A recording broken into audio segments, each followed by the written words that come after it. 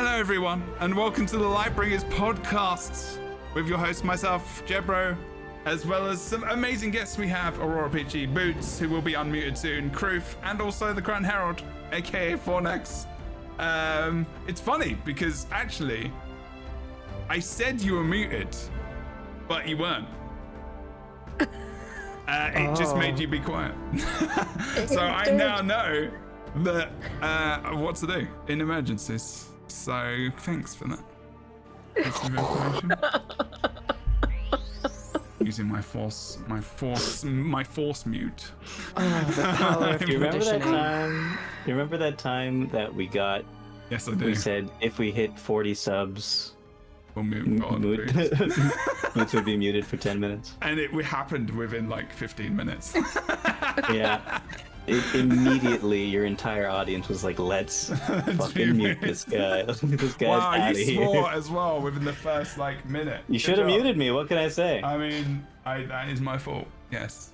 Yeah. Wasn't there Okay. a South Park song, something along the lines of something Canada? I don't know. Blame Canada. Yeah, that's Mhm. true. It was something like that. It hurts. Right out of the gate. That's right. It is season one. We're starting off with a new season. The reason why we're doing a new season is because one, we hit 60 episodes, and I thought, oh, that's fun. And also, Kroof reminded me that we didn't work, and I was like, yeah, it's probably a good idea to start a new season. No new graphics, no new anything, but there is a new expansion, which is amazing and exciting. Secrets of the Obscure. We will be talking about the expansion to a degree up to like chapter 3 story ish maybe, but more so just getting into the expansion. The first map, a lot of the features that are out as well at the moment that are within the first map and the first couple of chapters, so there's a lot to talk about. Also, I'm not that far in, so everyone else is further than me. Probably everyone in the chat, but we definitely have a large amount of casual players as well who listen to the podcast, and we want to make sure. But I we will don't spoil say things. it has so far been extremely painful to not talk about spoilers in front of Jebro. because you have no self-control. It's true. I know. You have none. The floodgates must be closed. You must restrain yourself. You have done better in recent months or weeks. Oh, It's not been thanks. too bad. Oh, that's don't know because if you that's a weren't here. compliment. Sorry. All right. You sip your sake, my friend. I'm glad you're here. I missed your face. We do have a returning guest who was here on the first ever show. Aurora Peachy is here. It's nice to see Hi. you. How are you doing? too. You good? Doing fantastic. Fantastic. Excellent.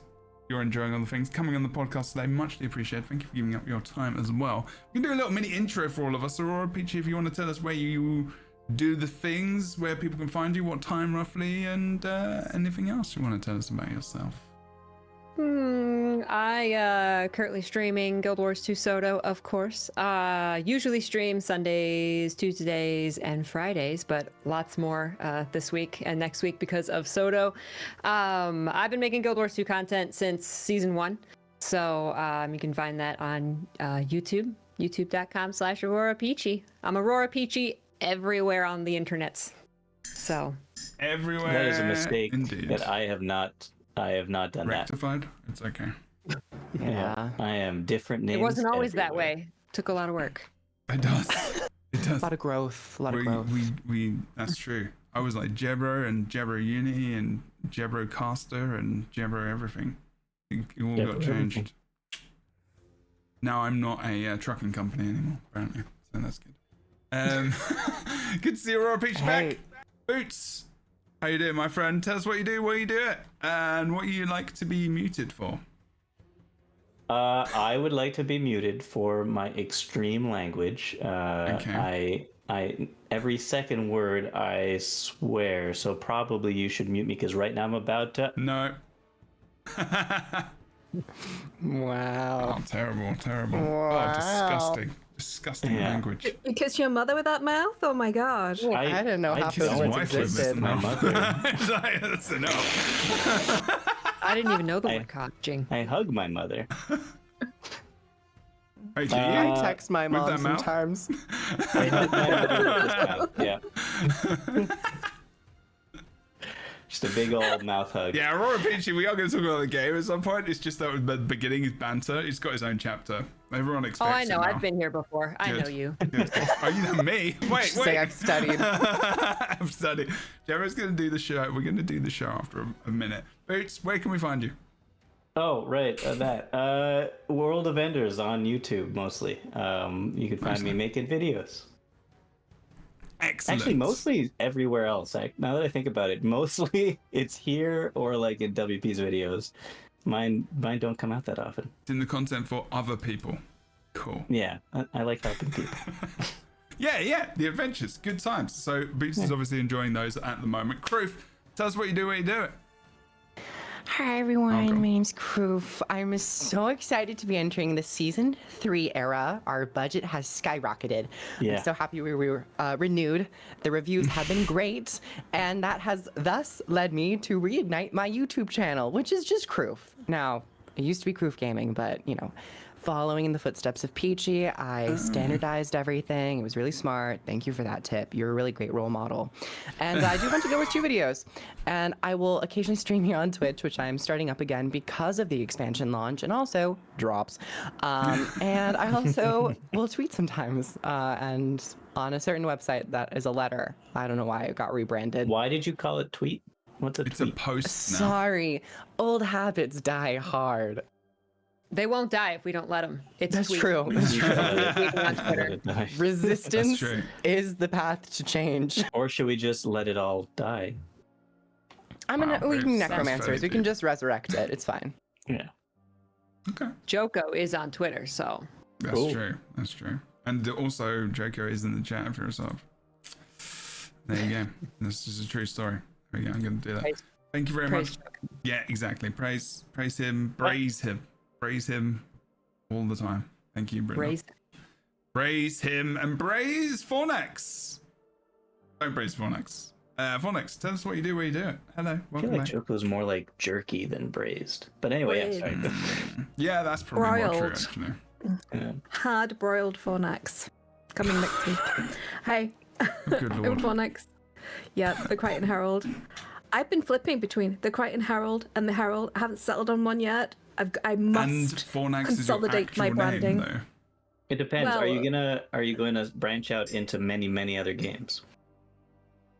I play an absolute metric fork ton of other games, so I don't, Right, but are you going to cover all of them? I don't know. Maybe. Because if you do that, you're going to have to be the Herald, not the Crichton Herald, probably. That's true. I Because mean, no you one can still knows be the what Crichton Crichton Herald. means. I mean, that's where you can explain it in every single video you do that's not Guild Wars 2 specific. That sounds like a wonderful plan. That's a great idea. Sounds like That I've got is so so many good. good ideas up in this skull, you see. Yeah. And advertising for Guild Wars 2. There you go. Oh, yeah. Spreading the love. Then send me a link, get them in, get them hooked. There you go. I'm trying. I'm working on it. My predictions video was a complete disaster because I got about 4 things correct. But yay! You're not Wait, out of supposed how to. many? Didn't we all? I was right. 13. I think I made about 13 predictions. Okay, some of that's- them were. That's almost Some of 50. them Not a Right. passing grade, but That's it's not. like a third almost. It's like a, Okay, tell us what you do, So where you it's do like it. a- like Where a do you traditional do fail. the things, Fornax? Where do you do the things? We're going to start talking about it. Sorry. You're fine. I'm Fornax, the Crichton Herald. You can see me here on YouTube, on whatever Twitter's left. Threads, I'm on there, and on Instagram as well. And I make crappy posters and crappy videos about Wow. wonderful games. Thankfully, you're selling Too yourself good right for now. me. Too good for me. Okay, carry on. I'm done. Fornax, the Grindhound is awesome and amazing, and you must go and follow them. Everyone is they give me a link in the description below. Make sure you check them out via those links. They'll also have their link for the expansion as well. If you're not pre-purchased, you can't pre-purchase anymore. You can only purchase. So everyone will have their affiliate links in the description below. We're going to add Aurora Peaches and as well as their link for their Twitch. So make sure that you go and check out the description so that you can also support whoever you would like to support. And if you don't support any of us, make sure you use some partner's link because it supports them, gives them a little bit of a kickback, which is always lovely. Okay, so and this is also the music wise, if you've not heard the music for the new expansion, is available on Spotify and YouTube right now, and it's very good. It's very good. So Go listen to it. I actually think it's kind of almost one of my favorite soundtracks so far. Heart of Thorns was a big favorite, as well as the original score. I'll say I still think EOD's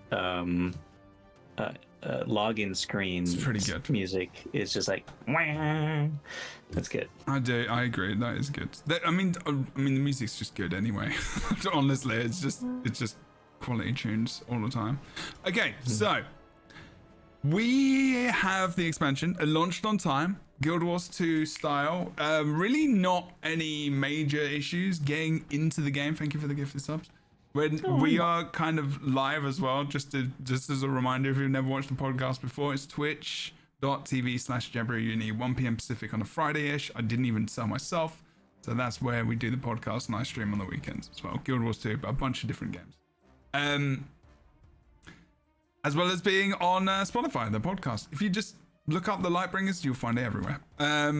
Especially, no, not gonna say that.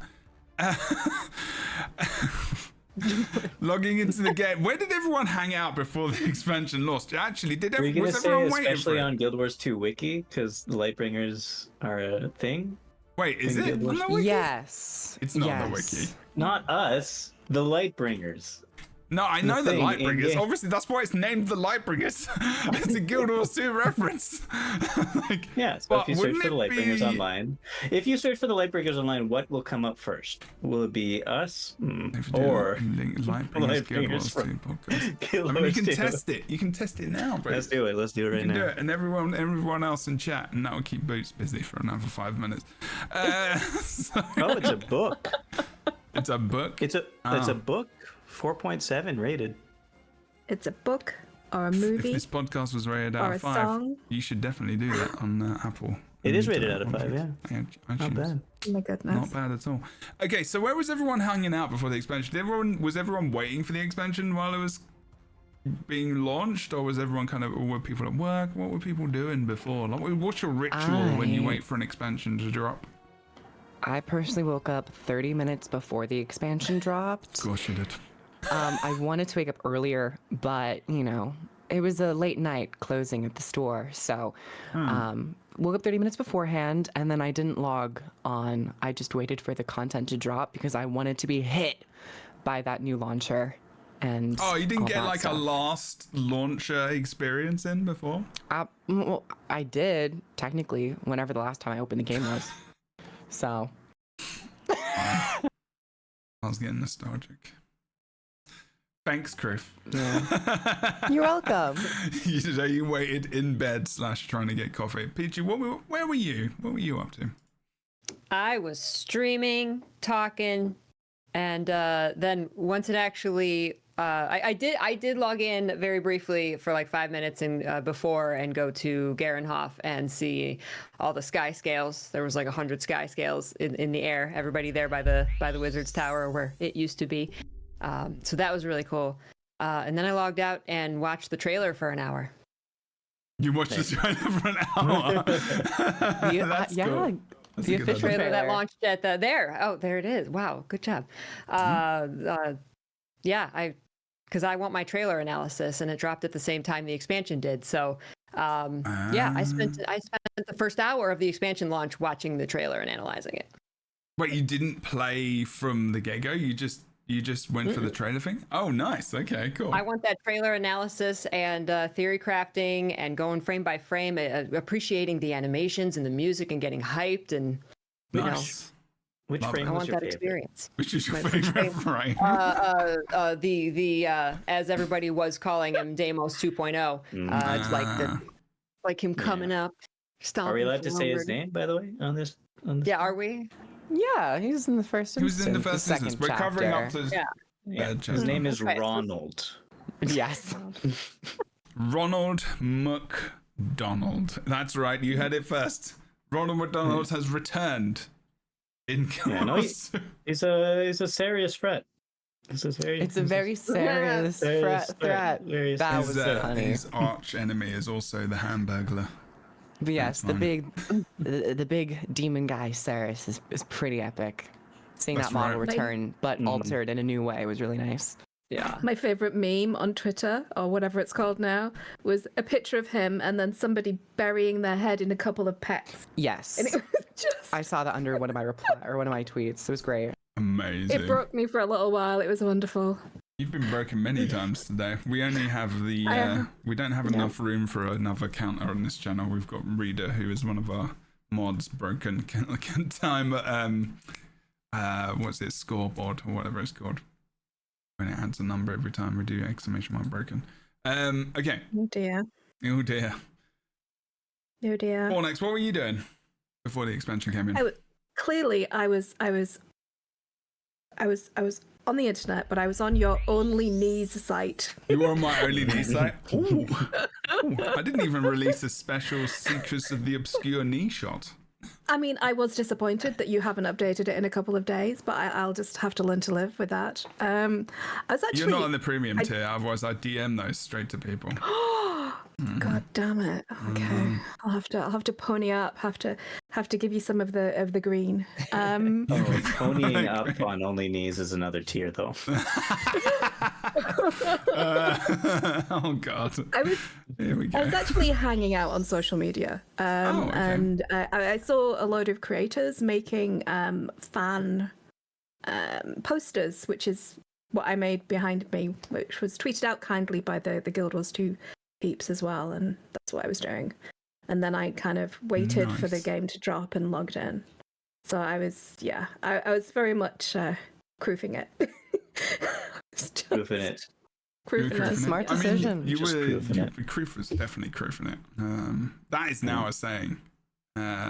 Also, what was the fact? You said a thing a couple of episodes ago, Krif, when you said like what the Said a lot of things. What the fact? Like the fact? Oh yeah, for was the that? F and fact and questions. Like if they have any Frequently asked viewers. questions. At the Yeah, end or of frequently this asked questions. podcast. Okay. But what was it called? Was it what the fact? Yeah, what the fact? But Okay. spelled FAQ. So, We can you know, start that this season. It's punny. It is punny. You Very know, good. I do what I can. Boots, what We did need you do? tumbleweed now. So I was waiting in line at the local GameStop, and then when I got to the counter, they didn't know what I was talking about. But no, I was doing some work, but I also forgot what time it was supposed to come out. So every like 5 minutes or so, I would log in and see if it was patching or not. Oh, really? Yeah, and then finally when it came out, I patched and played. Awesome. What did you do, Jebro? I was in Garenhof, as people can see on the video. Because I queued it up. I queued all our nice. videos, different things.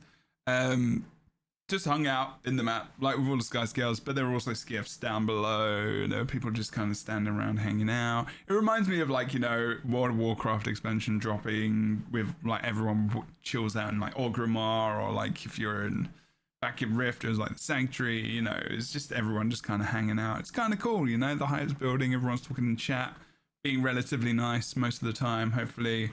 And yeah, it was pretty cool. It was pretty awesome. It was like everyone in chat, like drops was going off as well, so people were excited for that. And it was just, it was a good, I think it was a good solid launch, you know, just download, bang, straight in. And that's what we're kind of going to hit up next. Chat, tell us, you know, what you were up to. I'd love to hear what you were up to as well. I know I saw a couple of you in chat. It kind of started to die down chat-wise, because it was like, everyone's playing now. Like, and I get it. It's fine. Don't worry about me. But yeah, it was good times. So, character select screen. Did I even get to the character create? Oh no, I didn't even show it. Hopefully, maybe Aurora Peach, you did. I'm gonna go over to your thing. You did probably. Yes, excellent. I did actually send you a screenshot that shows the entirety of it in our chat group. That's true. Well, yeah. that's without... And I used the smallest character that I have as well. That's without the interface. Oh, what? Because it changes depending on the height. Oh, yeah, of course it does. It does really it? does. You can, yeah, it absolutely does. Oh, I wow. have a stupidly wide monitor and it crops it, and I can't even see the heads of my characters, which is not good. Oh. Yeah. Okay. Looks nice. Crazy. Let me, I'll go over to this one and I'll do the live bit. So new login screen looks very cool. I mean, we're not going to spend a massive amount of time here. It's a login screen, but it looks very good. I will say, I got teary-eyed. You did? yeah. I think we can talk. The music. There's a lot I to mean, talk you can about. talk about whatever you Specifically- want. I'm just, yeah, We sat and listened to the entire soundtrack, the entire track that plays behind the login screen, and man, it is orchestral, and it like really like comes to this really grand like peak, and it's beautiful. It was quite a stark change from End of Dragons, where it immediately hits you with that really strong feeling. This is like a very slow build, and at first I was like, "Oh, there's no music."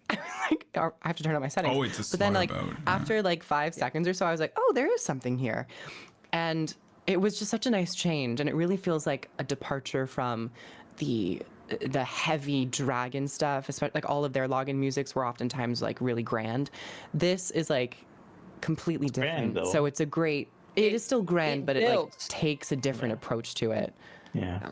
And it's the background itself is very much similar in that way. I think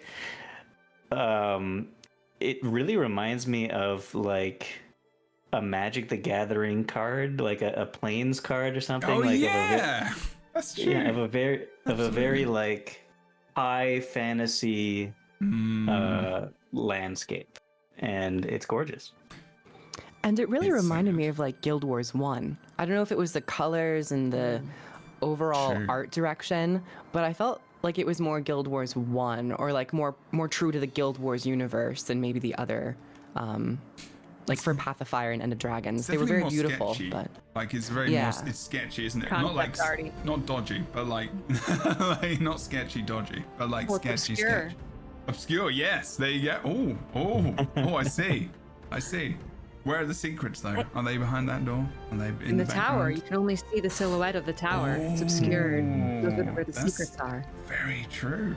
I love it.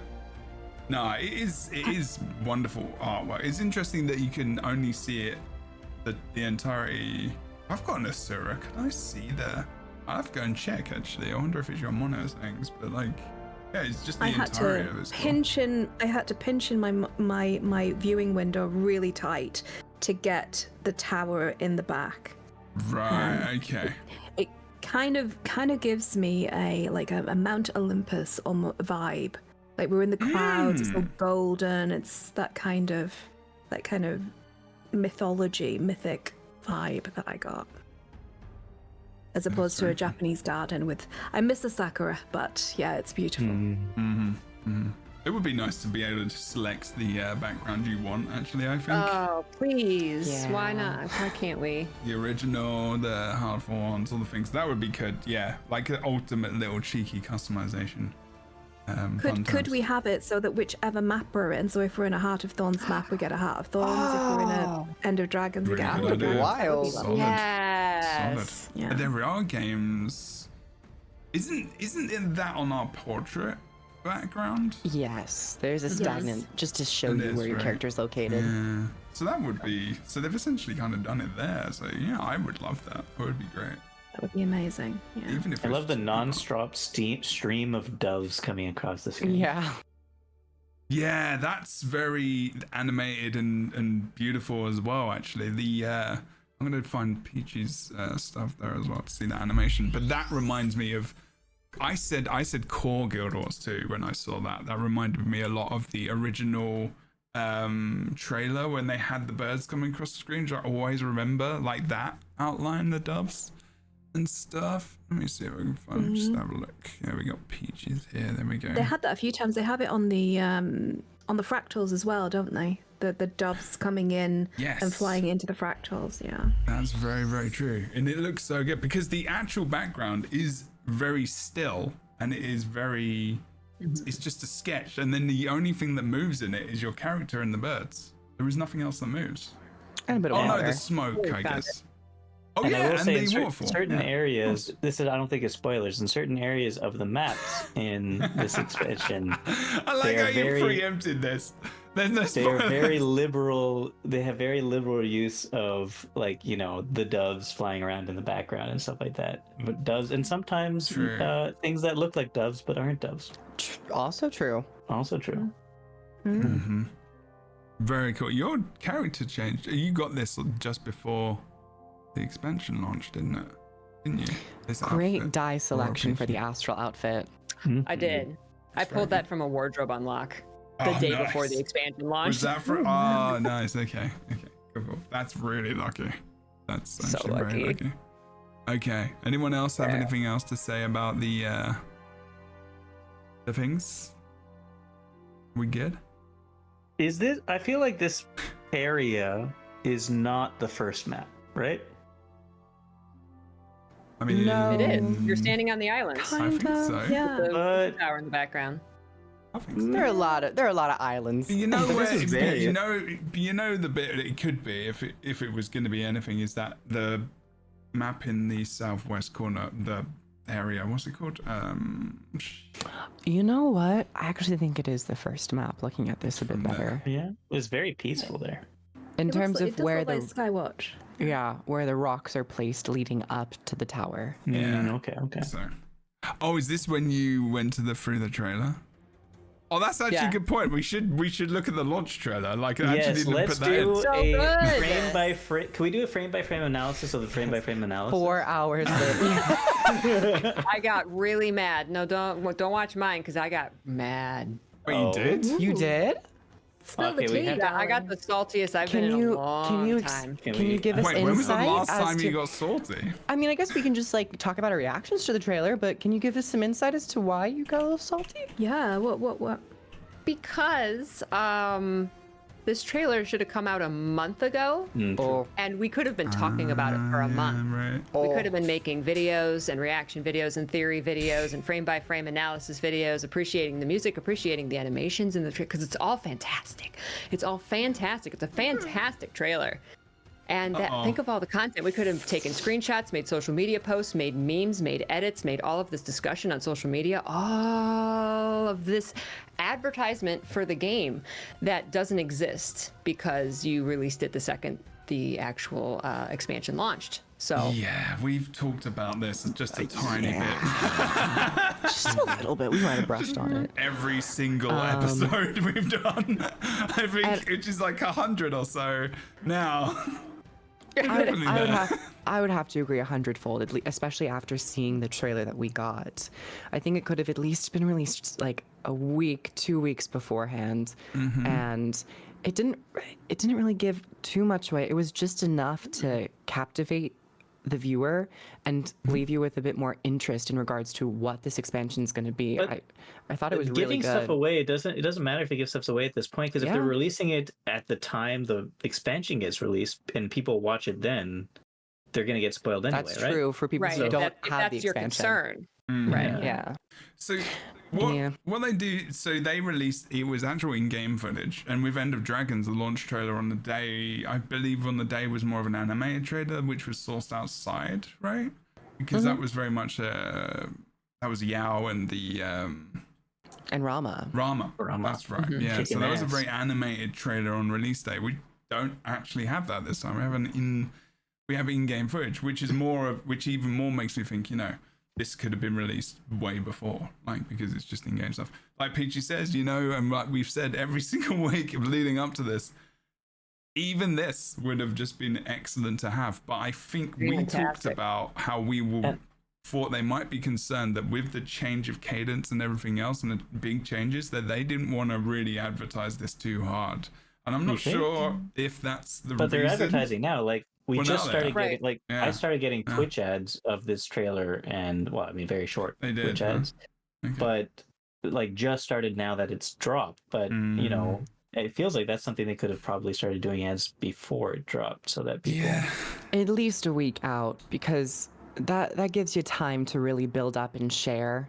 And for people who might not necessarily be interested in the game to pre-order, I don't know like what that strategy is It's a wild But one. from a content creator's perspective, it would be Yes. nice to have something at least a week out so that you can start building up your own community's hype, get the hubbub start rolling, and we just all like trailers, so it's like, I mean, we yes, were it's great, reaching but for the the timing, podcast the as well. timing is Right. You're like, what do we talk about? I've literally had people coming in, like long-time Guild Wars 2 fans, people coming back to the game who weren't even sure that they're like, wait, an expansion is launching? Because they hadn't heard a lot about it. And seriously, like, I'm not joking. Like there was people like, and people were asking, like, have there been dev live streams? Because like the lead up to End of Dragons, there was like the weekly live streams, and they were talking about stuff, and people were asking, were there live streams? And I'm just like, there's just kind of been not a lot, and this kind of, and also that info dump we got at the announcement of it was just like an avalanche of information. I'm sure you've all talked about this on the podcast, but yeah, but it I was think such we an just got avalanche happy of that it was info. information. It was So- too much. It was overwhelming, and then there was like nothing, and we're waiting for a trailer or something. There was just nothing. So Very obscure. I will say that there was actually, you did a fantastic, you got to go in a little bit early, and you did a fantastic little preview. You always We watched it. do some of the most On the beautiful. podcast. We used We did your it, yeah. footage. That was our teaser. Which we Right, spent that a was long like, oh time on. god, some kind of content, like something, right? Yeah. And Willow did a fantastic fly through the Flying Guild, which they're amazing. I especially, even if you only pick a select few creators, I think that they could have just pushed it out to us if they didn't have the time, if they didn't have the budget, if things are all in flux because there's a new system and everything like that. That's when we who voluntarily support the game because we love it and we love the community. That's when we want to step in and help. And I hope that they realize that for next time, that they have like willing bodies willing to throw ourselves under the bus to try and help them. So, but yeah, I really enjoyed your work. It was amazing. Thank you, I appreciate that. It helped a lot for us, and because we were reaching at times, like it was like really hard. But, like, and it was I like- was fine. I wasn't here.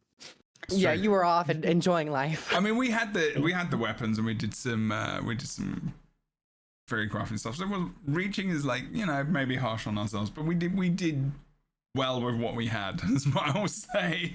We did very well with what we had. But you're right, you know, And- the marking part. And especially with an MMO, like I understand the want to put out a trailer and say available now. That's a nice thing to say. Say available now, buy now, it's out now. But with an MMO, like I feel like a lot of people enjoy the thought of being there when things start. Yeah, it's also true. So if you don't know about when it's starting, it's detrimental, I think, to your player base. You can just put launches date.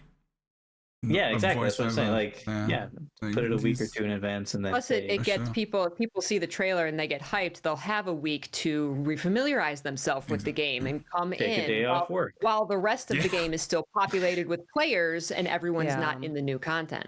And someone also would probably get- counter that with that they did give us 2 months notice with the initial announcement, but that trailer was very. That was barely a trailer. It That was a teaser. a teaser. It was a very low on the actual low amount of actual information in regards to what we're getting in the expansion, and yeah, Also, blog posts are just not how you should be advertising things anymore in this day and age. Like a blog post on the official people site have. is like It's true because people have to be very, very into the game and connected with the game to seek out the blog post. Well, in order to thankfully, know.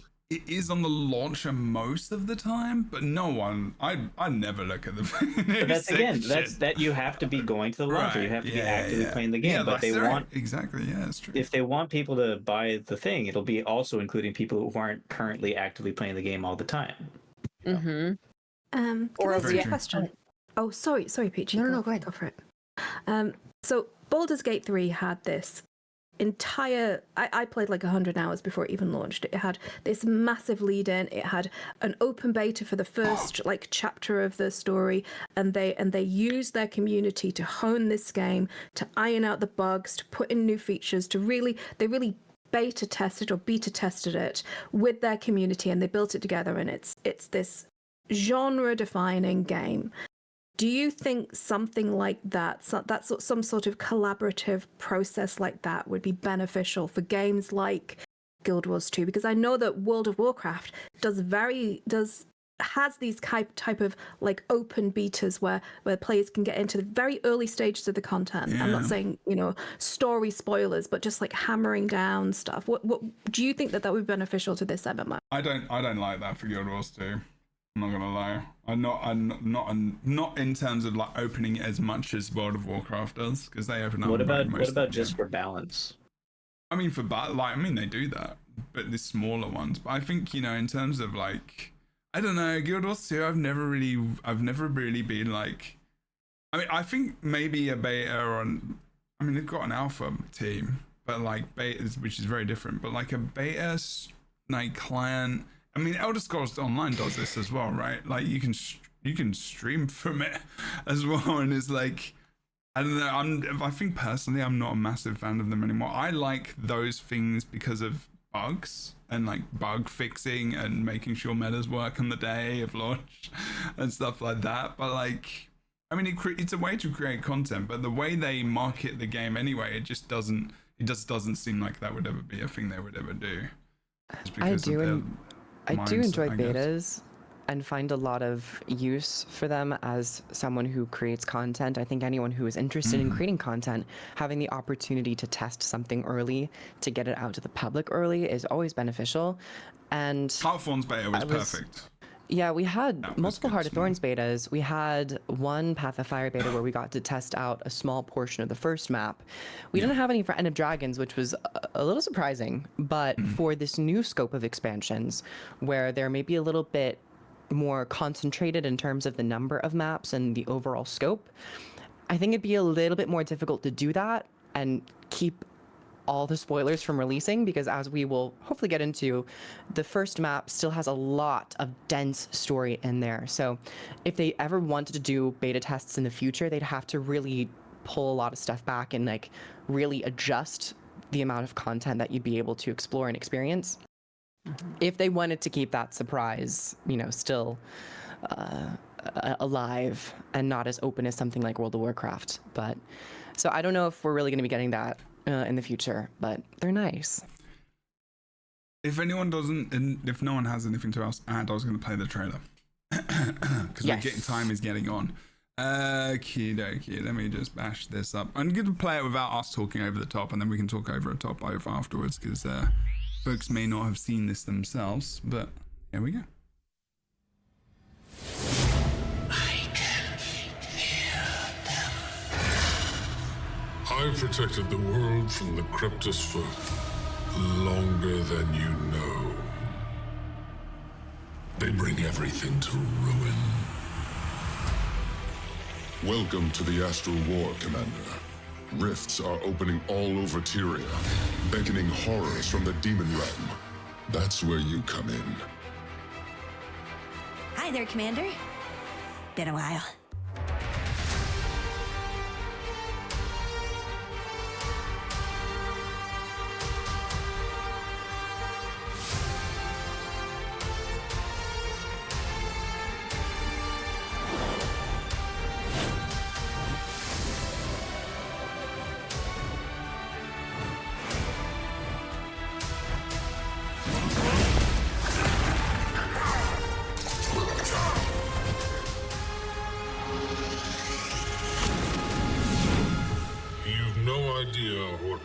On the other side of the veil.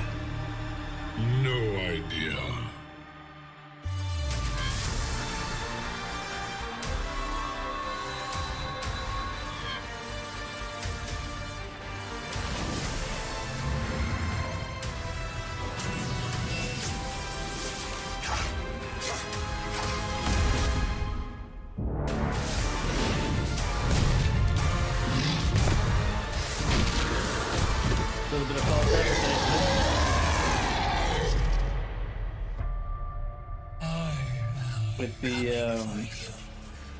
With the rift opening, and then they have the line pointing upwards into the sky on that island. and they all hop on their sky scale and are about to take off and go up to the island. You can't do that. You can't fly on a scale. Oh, I see what you're saying. Your Can sky you skill do? cannot physically get up there. It does not There's have no enough way. flight endurance to get there. Oh, okay. You will start gliding down into the abyss. Boots almost made it, everyone, to the end without talking. Almost. It was very close. I So love how close. you couldn't It was hold like it a in. second before. I say we'll give it to him. We'll give I it think to him. we'll a give second you that. before. We'll give you that. Thank That's you. fine. We're gonna leave it looping in the background. How do we? So I mean, you know, it was a great trailer. Honestly, really fun, really good, and it really just shows you a bunch of stuff in the game already. Like how we kind of get there. It starts off just showing you like Corteria and how everyone's kind of chilling and in the different cities as well, and then it kind of builds up from there. It just goes to instant fire. Like Garen, I was just like, it's in the sky and it's on fire. Why? What's happening? But yeah, Because the Kriptis bring everything to ruin. I mean, potentially. That's right. Potentially. Any thoughts opening? So I tell you what, this guy's voice, the Norn, what's his name? Frode. Man, that guy's voice is epic. Like, it is so good. I went on that first trailer where we heard the riffs, because they used this section, they clipped this section from it and they put it in the little teaser. Like, that voice was like really good. I love that. Anyway, also the voice acting in this is really, really good as well. Just as a random aside for Always. it always is, really, isn't it? It's true. It's true. And Zoja's in there. Should I tell you what? I'm glad I didn't actually watch this before I played, and I'm kind of glad. The reason I'm glad is because of the dwarf and the man, because I would have known before. Because my reaction when we hit this area and when we first meet a dwarf, where I'm skipping ahead a tiny bit, sorry about that, was pretty good. Like, I was like, my jaw was on the floor. I was like, are we going to get playable dwarfs? It was just a random glimmer in my eye. I was like, oh my God, so good. But they showed us some more of the regions. Like, it wasn't obvious where these all were as well, which was quite cool. It was epic, like the scale and whatnot. Is this the first non-stone dwarf that we've seen? In Guild No. Wars 2? In Guild Wars 2, yeah. I No. think so. No. What was the other Summit stone? in We've Soto- seen- in Icebrood. Yeah, in the But none of them are stone. in the instances, I don't Right, think they're yeah. stone Yes. dwarfs yet, because Yeah. we're doing the things. But like, these are this is like the what if situation, right? Which we're going to talk about in a bit. Should I tell you what I really liked also is the difference between every single time we go back to this like demon realm, like they use this really harsh cutting. And like kind of I don't know what it reminds me of. I'm not sure if it's Stranger Things or something else. I mean, this area does. Probably Stranger Things. It's probably Yeah. Stranger Things, and like it's definitely that vibe, right? Of like overtaken by evil, kind of demonic, you know, and whatnot. It was just like the music and the cutting and the kind of little. I don't know. Trailer is brilliant. It's brilliantly put together. It's high. I got chills literally just listening to the music again. Like it's hype. It's so hype. And even someone in chat said, imagine if this was the launch trailer and there was these just like these amazing moments. And I just keep thinking of when that Zoja moment in the trailer, which goes, "Hi, Commander. Been a while." Been a while. And they show her very, very clearly. Imagine if that's how we found out Zoja was in the expansion. Yeah. From the jump. That would have been so clippable, so like there is your like advertisement right there. Is everybody screaming? They're going, "Oh my Yeah. God, Zoja!" Right? Not A blog is post. that her? Is that No, the not back not of a her piece there? of concept art. That's the back of her. Is that Zoja? Is that I don't know. I don't know. Imagine that reveal. Been a while. The music stops. Everybody just freaks out. Do you remember in season 4 when ArenaNet actually like clipped the moments of people reacting to Aureen's death? And they're like emotion and their torment. Like, imagine you release a trailer. That's how you find out someone like Zoja, something like the dwarves, something like that demon. You were gonna have these moments of the community having this raw emotion for your game. And by doing it this way, you're just like, oh, okay, there's Zoja. Like we know, like that moment in the trailer was just like, okay, like we knew she was in it, right? You're completely just taking that moment out of existence. Very true. Very true. Yeah. It would have been pretty epic, honestly. Yeah. An unfortunate Now thing. I forgot about that video of them clipping the Orin reactions. I forgot about that as well. They've done so it- many different I'm things. so happy to have collaborated in that endeavor with you, Peachy. That's right. Nice. It's great. Oh my god. Okay. All right. Well, the trailer was good. The trailer was awesome. We don't need to go into too much. It was the right amount of hype as well. 2 minutes, good solid amount of information, and this is the kind of cutting I'm talking about. The strange voice as well at the very end. That was the cherry on top. Okay. He's a cool looking dude. He's cool. I like him. Sarah's The is hot. animations are insane. The textures, the detail in it is so good. And paired with that editing of like the flashing and stuff, like, and the music like coming to a head and then going silent, and then like whatever she says. And it's a like, great use of like the cathedral. Great use of the cathedral Okay. assets for the. Oh, it looks really good. Looks very For sure. Diablo-y. Yeah. Yes, actually. Except better good story. That story. Anyway, other games. It's okay. We talk about other games all the time. Comparisons are fine. So we log into the game and we're like, ooh, exciting stuff. We're not going to go into the story in depth, but we kind of get we get like this mail, like, you know, and we have to go to our home instance, which was kind of a different start, really. Like the other expansions started in such a very impactful way. But this was a very different start, and I wasn't sure at first, but I love it. Like I actually love it. Like it was kind of just like a reminder that we are in this lull period, that we are like the dragons that are doing their stuff, and I think that's the first line. That's the first line that you say. For an Asura in my home instance, the first thing you said is, the one place I can count on, everything in order, nice and tidy. In my home instance, I don't know if that's different for other people. I think it might be Other different. races. It was different. Yeah. What was do you remember what Unhuman. your line was? I think mine was, or I think the female Norn was like, let's get the party started, or something. Oh, really? That would be great. I need to play on Norn now. Yeah. We're going to about chapter 3-ish, That would be Obi, great. and other people. So if you have not played up to chapter 3, there will be some bits and pieces. We're not going to hardcore analyze it. We're just picking bits out. So just so you know, for spoilers for people listening as well, chapter 3 we're going up to ish. If you're a human, it's you go and you stand in the you walk into the Salma district and this never changes, and it's kind of Like very homing. nice. Yeah. Yeah. That's pretty rad. Okay. I like the way they made it so that we can't contact our friends and our friends can't contact us. Right. So that we're I'm so kind of on our glad. own for the beginning of the expansion. Yeah. It was important. That's something that Crew's been wanting for a very long time. To just and- completely disassociate from your friends. To be Yeah, alone. just to like, let me be alone for a little while. Give me a break. Yeah. And I Well, think it. Oh, yeah, go ahead.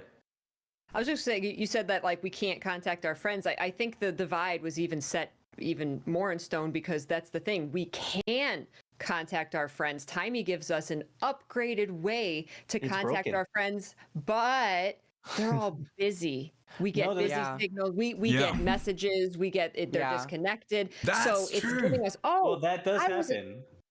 That does happen, but as soon as you leave the instance after you contact them, or even if you haven't contacted them, if you Yes. try to contact them at any point in the story, it says, "Oops, it's short-circuited. You can't do it anymore." Because it's like a one-time use Yeah. upgrade to your comms Oh. device. Yeah, I didn't try to do it until I was already in the sky, so I figured it was because I was in the sky. I can't connect. to the Oh, I didn't area. even know that. I didn't even try it. Oh, Yeah. okay. Cool. But So, I yeah, loved that. Because I was all excited. I was like, we get to call people whenever we want. We have a cell phone, basically. And I was Yeah, all yeah. excited, but then everybody's busy and the commander is alone. Because this Yeah. is So the it thing. hits home. I was Good kind of COVID. it was kind of like I had like a bit of an off. If you've watched The Office, everyone watched The Office here? No. Okay, Yes. well, the office is like had this really awkward boss who at times you feel a bit sorry for because he seems really lonely. And I had that awkward feeling for my character because I was like, wow, he seems like, especially when you go through the first chapters, because it's like they're not used to being spoken to the way they're spoken to. And they've been taken down back to this original core Guild Wars 2 kind of kind of, I guess, just going out on their adventures as just like a chill, like just this is the first time I'm kind of doing this kind of thing. Yeah. But it was cool. The commander throughout, I mean, they've earned it throughout our adventures so far. Yeah. But at this point in the game, basically everybody is deferential to you, essentially. In Tyria, like everybody, if you have an opinion, they're like, "This is a great opinion. We should totally think about this for a little while." Yeah. Because you've earned it. But here, you're out of your element. Here, they don't really care that you're the commander. Well, I mean, some people do. Some people definitely care that you're the commander.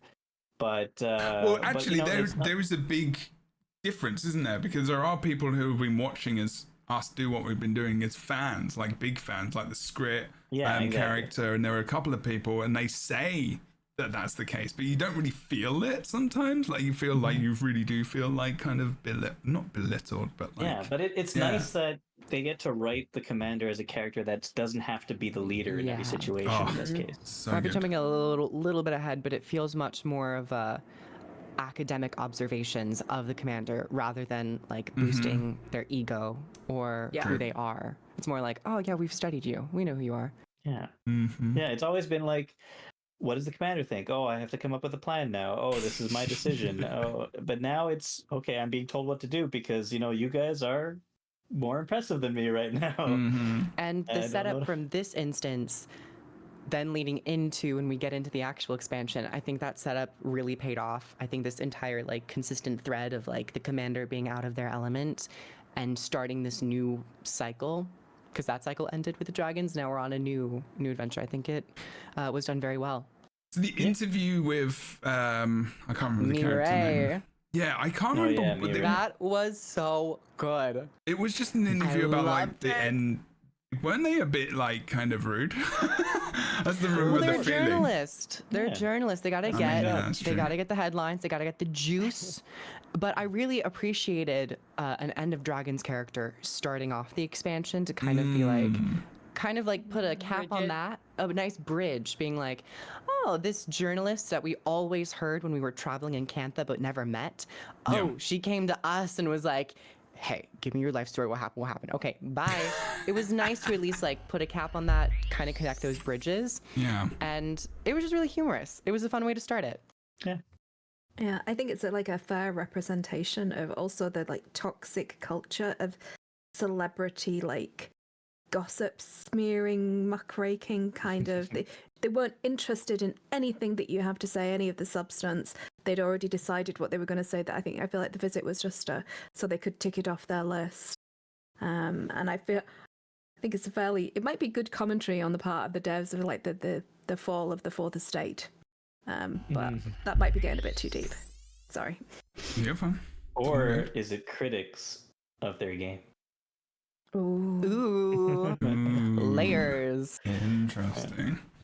Okay. Also, I'd just like to say I felt really kind of sorry for the commander. They're all work and no play.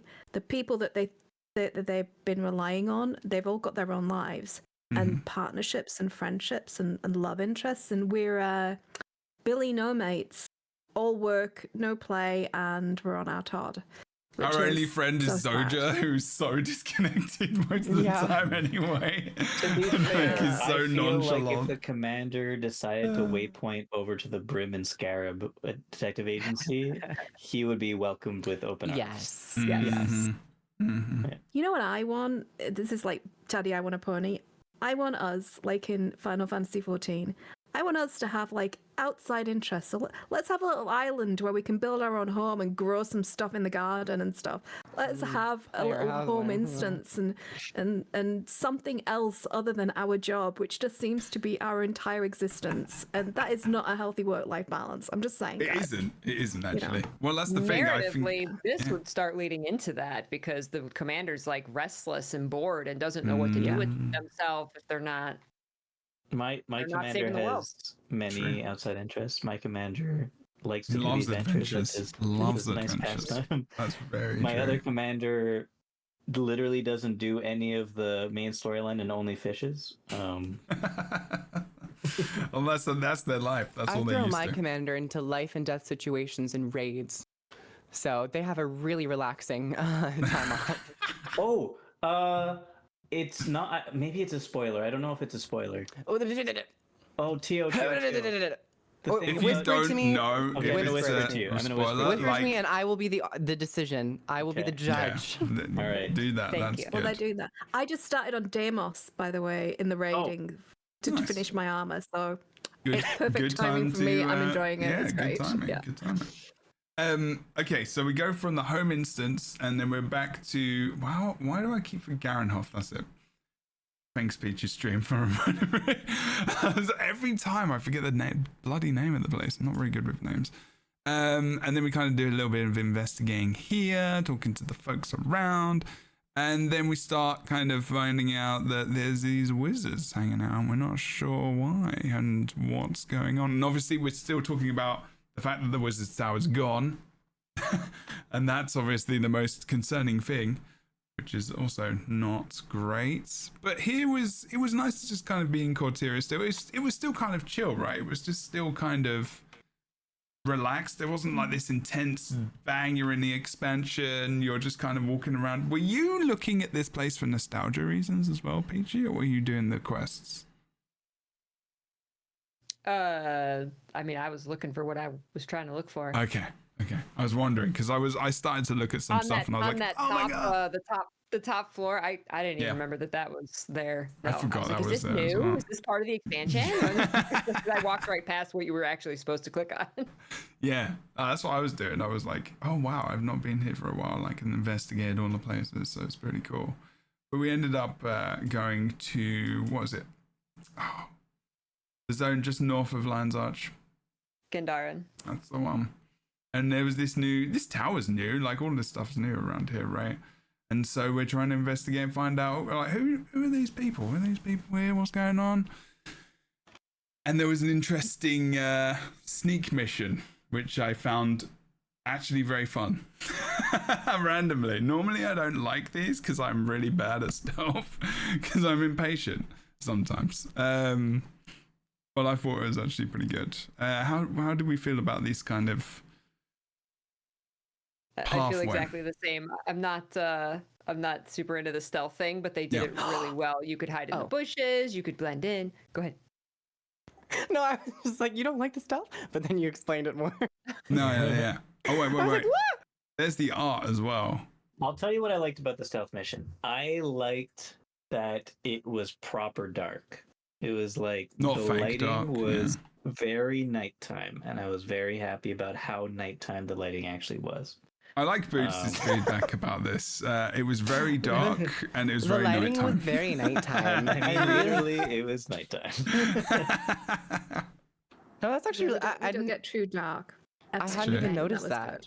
Yeah. But oftentimes when we do want an area to be dark, New Kaining, it usually isn't as dark No, as we'd it's very want it bright. to be. Yeah, well, that's just because of light pollution from the city, right? But they're supposed to be having a power outage. Yeah, but you know. Yeah, that's true. Flickers. This was very dark. You're right. Like, it was extremely dark and you kind of... Great setting of the tone. Mm-hmm. Yes.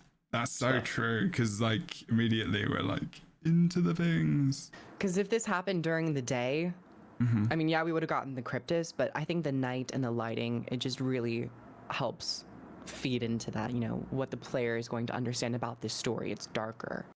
Oh, yeah. From now on, like, I mean, the sneak mission bits weren't, like, scary or anything. Like, it's not that it's scary, but it creates a specific mood when you get past that part as well. And we'll get into that as we keep going, as PG is kind Just a of... quick update. Sure. Kroof says it's maybe a tiny bit spoiler. Yes, I don't say it then. It's not terrible, but We're- I would let people. We're find that on protecting their own. But the it's we're like it's protecting very the hard to viewers. find. It's like a little thing in a little place. Then that you don't have to talk find. about I it. mean, It's not like part of it the main obviously story. must not be that hard to find because you found It's- it. No, I know that Called matters. out! How dare! But it's not part of the main storyline. It's not a main storyline spoiler. Mhm. But you find it within the main storyline. Yeah. All right. Give it a week. Give it a week. And We'll we'll talk talk about it. about it when we need to, if we want to. I like. I just totally forgot that they're called sketchy individuals. I love that. I love the nomenclature. Yeah. It's Yes. amazing. What everybody's called, like before you know their names, it's like it's subtitled like their name is something else. It's all been brilliant. Yeah, I feel like they took when they did the big hat guy in EOD, and then that changed to Detective Rama. Oh, I feel like we had a good reaction to that. I think everybody really enjoyed that, and they went sure. wild with it this time around. It absolutely, went wild. absolutely. Yeah. Oh yeah, when you get caught as well, you don't get like harshly. It doesn't reset you totally. Because I got caught because I was looking at something else, and I was like, "Oh, this person just randomly span around." Thanks, and then I go back to the beginning. But you keep your progress, so that was cool. There were no achievements here, so I'm kind of glad about that. I was like, "No, there was an achievement probably for this." Oh no, there wasn't. Good. Yeah, Okay. I don't know why there wasn't an achievement. I I would have think- loved to have done it without getting kicked out, and So- like shall you I get an tell you achievement for what? that. Achievements during story steps when I first do them can be off-putting because I tend to try the achievement before rather than taking in the story. It's For true. me. It's true. Like it might be a me son. Not everyone does that. Wow. Thank you for the raid. Oh God! Hi, Hey, Laura. Laura. Hello, Hi, Laura. Sam. How you doing? Hi, everyone coming in. Hello, everyone coming in. We're live on Twitch at the same time, and there's drops, so that was a significant raid. I also want to say to Laura, even though we're doing this and this goes out a lot later, I hope you're recovering well. We all Yeah. love your face, and just take care of yourself. And it's good to see you. Thank you so much, my friend. Laura's one. Love you, Han. Is a great person you need to go and follow and check out on Twitch for sure. Okay. Yeah. They do incredible guides. Absolutely incredible guides. Recover fast, Han. Recover fast. Music legend.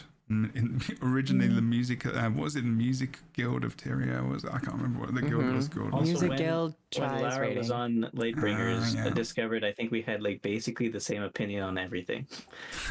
two peas in a pod. True. Okay, so Peachy was showing off the wizard's outfit there, which is very cool. I loved getting into that as well. Like when you found the clothing and stuff, I was like, damn it, I want this now unlocked. Give me it. Give me it. Yeah, seeing that rendered in game for the very first time, I just wanted to ever so morally and ethically knock one of the wizards out and then just steal their clothing because I need that armor set. I need it. It does look pretty good. And you can get it later. One thing, yes, that's true. I just have to wait. One thing not sure if I remember again, like Ender Dragons, it wasn't that long ago, but did we have as many options for the morale pieces here? Like the charm, the ferocity, the heart, like did we have, did we not? When we're talking to the reporter. But like before this Yeah. expansion, sorry. Not necessarily. It was forgotten for a while. It was like Yeah. core game, right? And they would sprinkle it in game. here and there, but not in End of Yeah. Dragons. I don't remember this being Although much there of a was thing. an End of Dragons. It was like one or two times. It wasn't Right. a lot, but it was there. Yeah. I feel They like this slowly came started back more. sprinkling it back in. Right. What do we reckon about that? I know it's a random thing to maybe bring up, but I thought it was kind of cool. I like it. Yeah. Why not? Absolutely. Why I not? like it.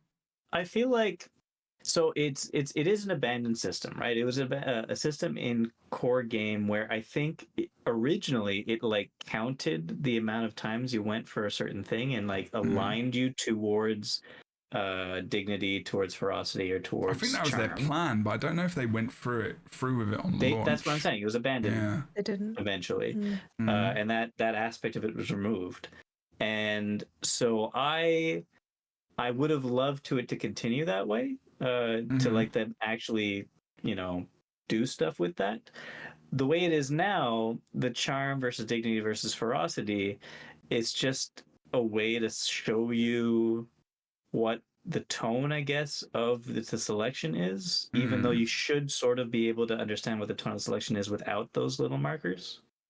You know what I mean? That's true, but it does give you some different dialogue responses. I've started on my second playthrough on a different character, and I'm going a bit more aggressive, which I never am, so it's really hard. But I have noticed that the characters will respond differently than my other character, which responded more nobly. So in a little fun way, it does increase replayability if you are really invested in roleplay elements of an MMORPG.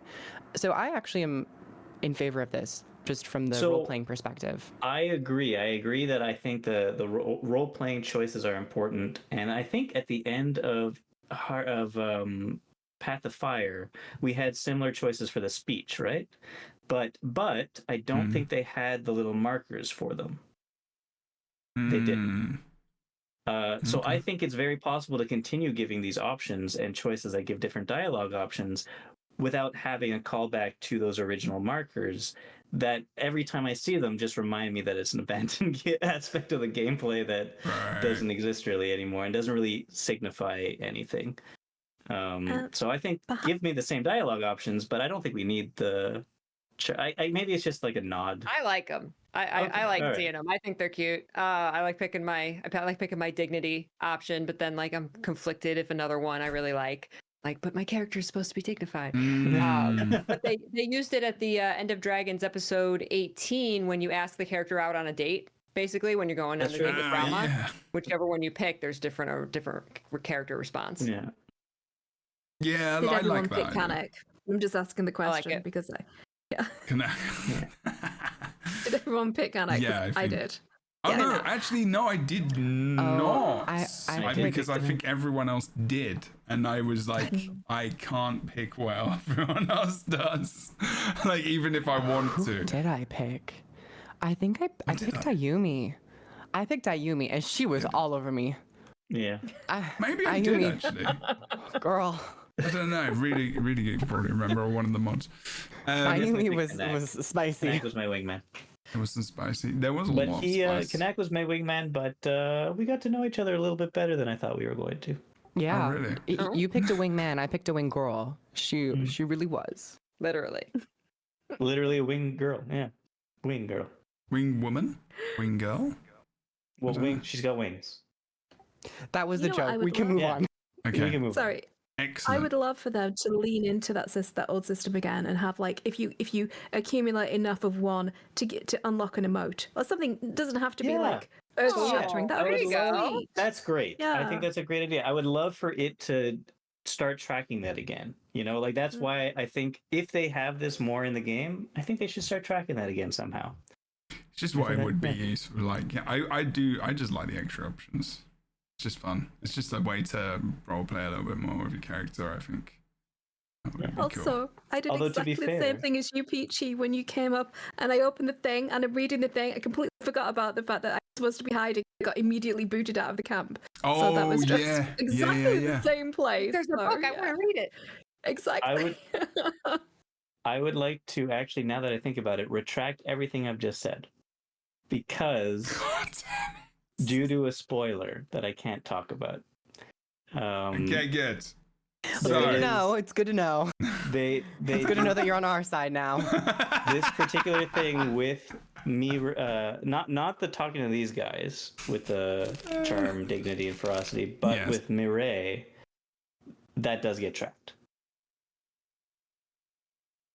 Okay, that was technically a spoiler.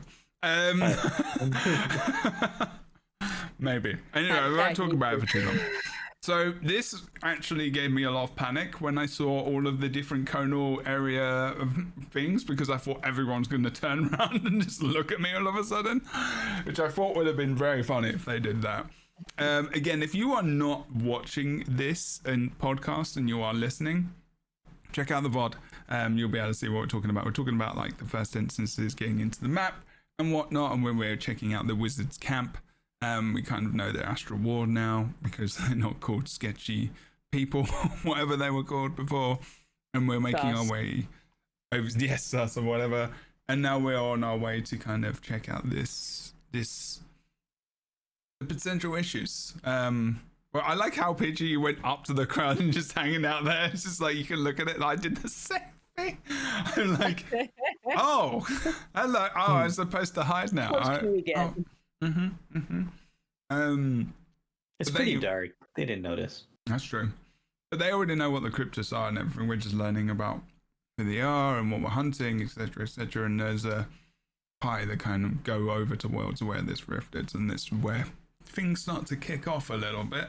And the pace, this is where the pace of the expansion picks up. Like we're just full in there. I like this transition. It was pretty chill and calm up until now, depending on how much you like stealth missions. And yeah, loved this piece, especially the size of this rift. It was just so massive and like so daunting. And I feel like this whole next section was very daunting and was very like kind of, it felt like there was this very big presence and like your character was, I felt in danger a bit more, not in terms of like my health and stuff or like being able to play, but like in terms of a character and not knowing what the hell's actually going on. Yeah. Well, actually, yes, Kroof, I know what you were going to say there. Wow. You're right. And that is something I want to touch on in terms of the actual mobs that they are placing in front of us for the very first story instance. You fight a veteran, which has a little bit more health. You got to engage in combat a little bit more, but then you right off the bat start fighting a champion. And I'm always thinking about a new player experience and, you know, what veterans who are maybe returning or new players, how they engage with the game. And I always think it's smart for them to start to implement some tougher enemies every once in a while, just to make it more comfortable when they do decide to challenge us on larger scale content, be it raids or open world metas.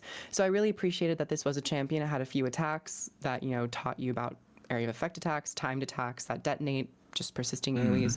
And that kind of is shown throughout the game's story in terms of the certain enemies that you'll face. So I noticed and I appreciated that. Agreed. You playing some Dragon Hunter hardcore tabs. But yeah, here was cool when we got sucked into the... Actually, my character was on the outside of that kind of tornado that was being pulled in. I'm going to pause it there. So you had to like willingly go into it? It took a while for me to get in. It took a minute, and I was like, "Oh God, what's happening?" Not this one, but there's another one like that, and it's like, I guess the pull wasn't strong enough, so I was like able to just not go in it for a very long time. I was like, "Oh wait, nobody's doing anything. I guess I gotta go in." I guess I should like nudge myself into this rift. Yeah, I got pulled in there. Exactly I didn't have to walk in, thankfully. So it wasn't too bad. Just saying, Guardians are overpowered. Guardians are overpowered. Just gonna say it, okay? Yeah. I mean, we're wearing heavy armor. We're weighing a little bit more, so it takes a little bit more suction. Had a big lunch before the portal. And heavy armor. But here we go. So we're in the demon. So where are we? I mean, actually, no. This is a spoiler. If I tell you the name of this. Don't tell me. This is a corrupted area. Yes. Yes.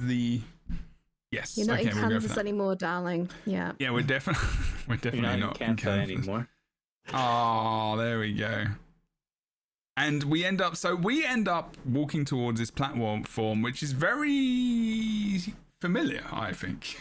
It was just like, oh, we're going down to fight Deimos. Like, what's happening? Because you have to kind of glide down there as well. It felt very similar. I don't know if there's anything about this. But what is that glider you've got? I don't know why I just thought about that. I was just like, what the hell is this glider? Pig butt. Giant pig. It's the pig? I have the random gliders on, so every time I glide, a different glider comes out. That's one of them. I love that. That's great. Not killing the mood or anything of this dark, dank, cryptic place. That just screams Lovecraft to me, that big blue ass. That's just peak Lovecraft. Yeah. It's the tail that does it for me. It's devilish. You like a bit of tail, do you? Yeah. Apparently. I don't know. Anyway, we get down to. I'm gonna put the audio on for this. It's fun. And there's quiet. Survive wherever but you are is my objective. Your facial expression says it all, Peachy. Yeah, I'm waiting for your face to come up because I don't mean to. I'm going to pause it every so often, but the outside of the screen starts to get corrupted as well, which is very cool. This was so well done. Oh and my the god. walking, you're not crippled slowed down. condition, but you're slowed for sure. You've got the legendary walkie things as well. Exordium. I did notice the platform had some interesting collision on it. Oh yeah. Oh. Yeah, like your character would raise up and down every so often. Oh yeah. Look at that. Oh. Sorry, it's just something you know. Peachy's reaction. I haven't rewatched this Oh, yet. I don't know what I did. He just said hi. Hi. It was just like, oh, hi. There's the guy. Yeah, basically. It's like, I know you. I love the voice acting is really good. Here I was like, Don't Done by walk Mr. towards me. Dalal. Voice of Anna. your face, I love it. Yeah, it's like, don't come here. Because no matter where you walk, I haven't watched matter my what- reaction. I don't know what I did here. When he got right up next to you, you're like, He's really hurt. I had to say, I was like, oh my god, you want to back up, sir? Serious. You haven't even taken me out to dinner yet. What are you doing? Like, I will go to dinner with you if you ask. I will. People in the chat saying it freaked them out. Yeah, absolutely. Look at Peach's face. Peach's face right now is amazing and explains all our feelings. back up like a second. Yeah. You want the bulge, the big eyes. There's He's so not even, many like, emotions that you have in Yeah, the wait. in the Oh my course of like God. 1.5 minutes. Like when you're looking Yeah. and you're exploring, and you're like, oh It's gonna be wow. so fun to edit. I want to see. Yes. Yeah. Try to freeze frame it. Seriously, on this the, environment though, my god. Yeah. It's gorgeous. Yeah. It's beautiful. There's a lot to it. Yeah. Good use of assets for sure. It's got, I think, some ore in there, and just well- it looks so great. The colors, I love it. Yeah, while it is corruption, it's strangely beautiful. Yeah. And I think there's some assets with like red flower corruption. It's like captivating and enticing, which might, have some interesting yeah. things for certain characters. They The made lighting in this expansion. like Heart of Thorn's roots look like bloody veins. It's like it's perfect. I'm trying to think about where you what you were talking about, Boots, with the reactions. I will try. and pause. So when he like comes up real close, take a. Oh take yeah. yeah. The character model of the what is the hulking creature? What's his name? Sarah's. Sirius. Okay. Keep forgetting. There we go. Look, he's Come on. coming up. I missed it, but it was a very. No. Stop invading my space. There it was. There we go. You just get increasingly more. That was a big More ick and more, face. you're like, oh. It was very similar because it was like I was trying to get Literally, like, away. going back, like, oh my god. Should I tell you I why? was I just- was trying to get away. I was trying to get a read. screenshot. I was trying to get I a was like- screenshot. I was like, can I read your dialogue, sir? Okay. Yeah, right? Don't take another step. Thank you. His groin is right there as well. Like, this is very. Like, It's so good because there's nothing you can do about it. Like this like brought the game literally out of the screen for me. Like it brought Yeah. it like into my, like I felt like he was in my physical personal space. Yeah. Like it was so well done. very And his imposing. pecs. Very uncomfortable. And the whole vibe, it's like the Cathedral of the Damned. It's just amazing, and you're so struggling to move out of everything, and he's just. This reminds me of when Balthazar was playing with us, like he was like a cat playing with its dinner, and I loved that. I absolutely loved that. Oh yeah, because he could just destroy us any single time he wanted, right? Yeah, absolutely. The one critique I have of this is You have the critiques? only a couple. The Out of curiosity. the consistent down state and how kind of slow it felt. It sometimes would Interesting. pause the momentum that I was in, I would in like to terms point of out dialogue. that you're not supposed to be in downstate until the very end. I'm going to show my Really? video because Really? my experience was very different. I only survived for a got long down to the time. very, very end, and then the voice. Yeah. I was trying to heal through it. I kept getting down like 4 times. Because like you only have 1 bar of dodge.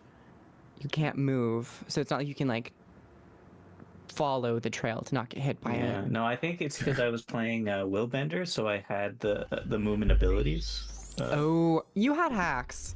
Calm down. Yeah, I did as well. I had Elixir S. Sorry, Elixir S keep popping up. See, y'all did it the right Yeah, yeah, way. yeah. Or maybe you all cheated and we played the intended way. But if that was intended, it was a little slow. It kind of broke up the feeling Yeah, of 'cause the... What do you mean intended? Stop attacking I'm when you're down. I'm an engineer. Like, you know. Hello. It was why. hella more intimidating playing it on my Mesmer. I felt incredibly squishy. On my Guardian, I was exactly the same as these guys. I was getting out of things and moving out of things, and it didn't get. And he kept going back into the middle, and I felt like I was bugging it out.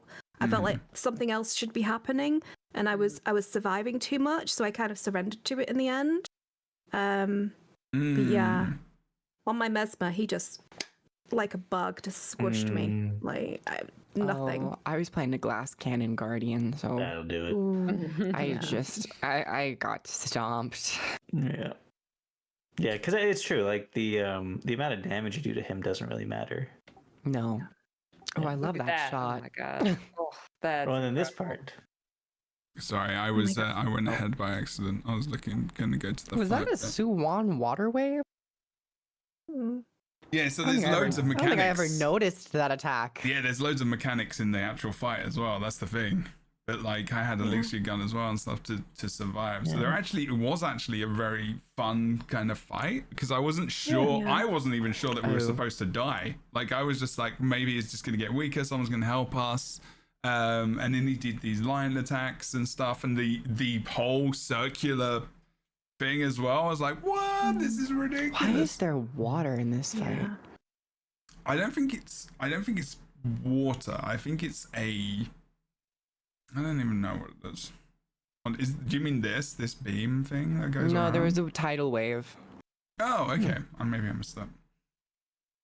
Little Sabbatha Sabbatha wants her going on. attack. Yeah. Yeah, right. Well, there's a lot of attacks like that in the game, to be fair. A lot of bosses. Yeah, but, I like I think those other dead I think what bodies grossed laying me out the around. most. yeah, the dead bodies really add to it.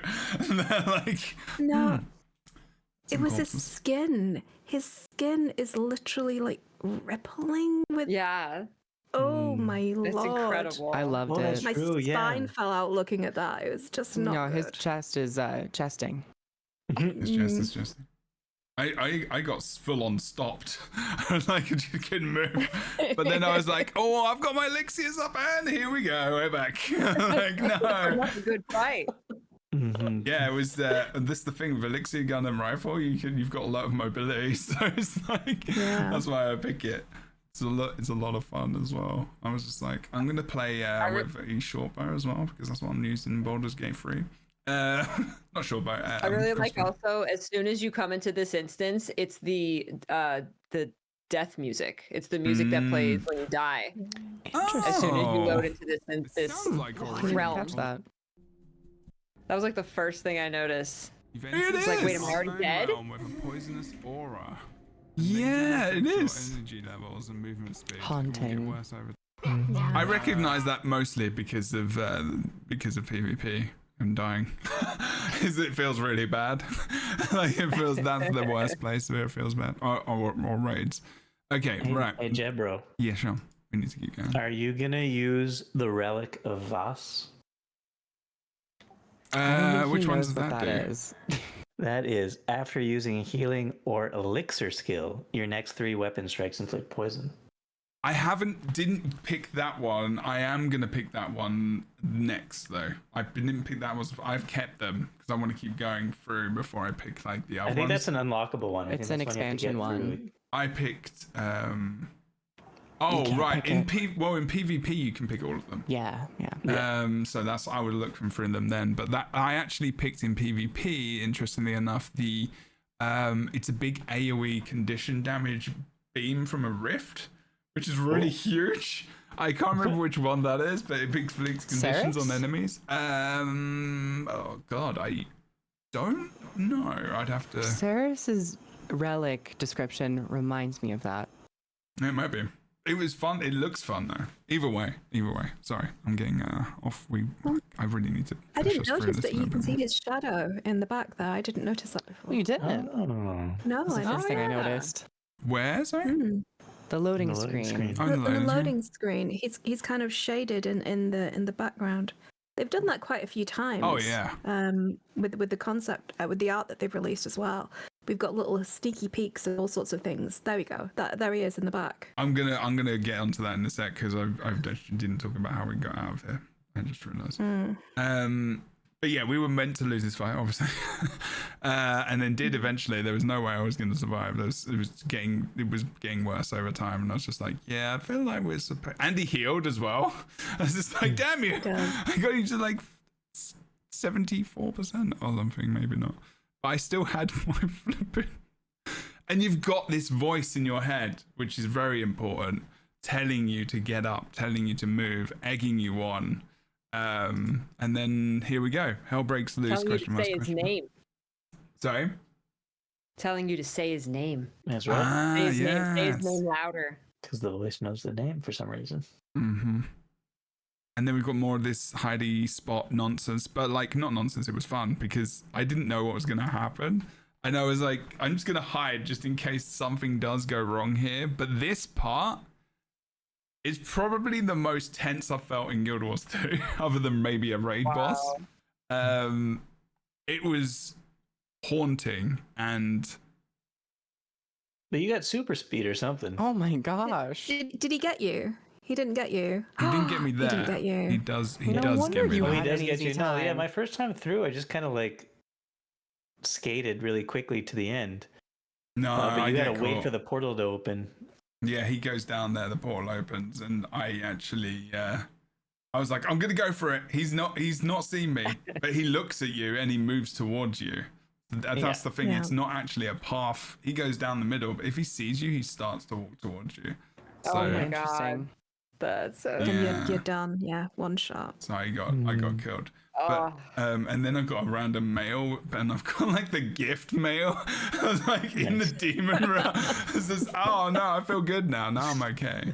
Neither rain nor shine nor sleet. I nor know. snow. Nor demon realm. So funny. Definitely not deep. Goodness me. I'm gonna have a little bit of critique about the next bit. Oh, I have a actually. question actually. So she tells you to, or the entity tells you to say the name, Sirius, and someone mentioned in chat a name has power because, like, I think in a lot of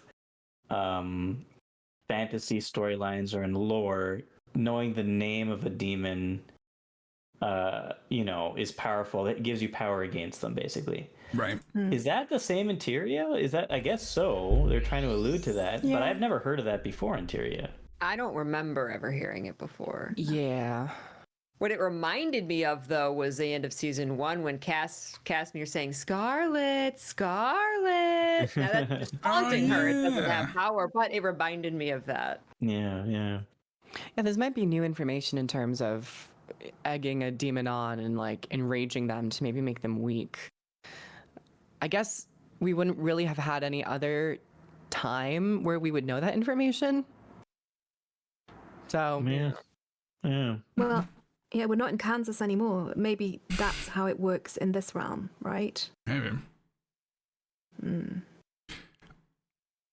We go. So we go through the rift. Sorry, I'm going to push us on. We go through the rift at the end, and we land. And blurry vision. it's timey. It's No, it's not timey. It's literally not timey. It's timey. No, but it's timey question mark. I thought it was. Oh, good point.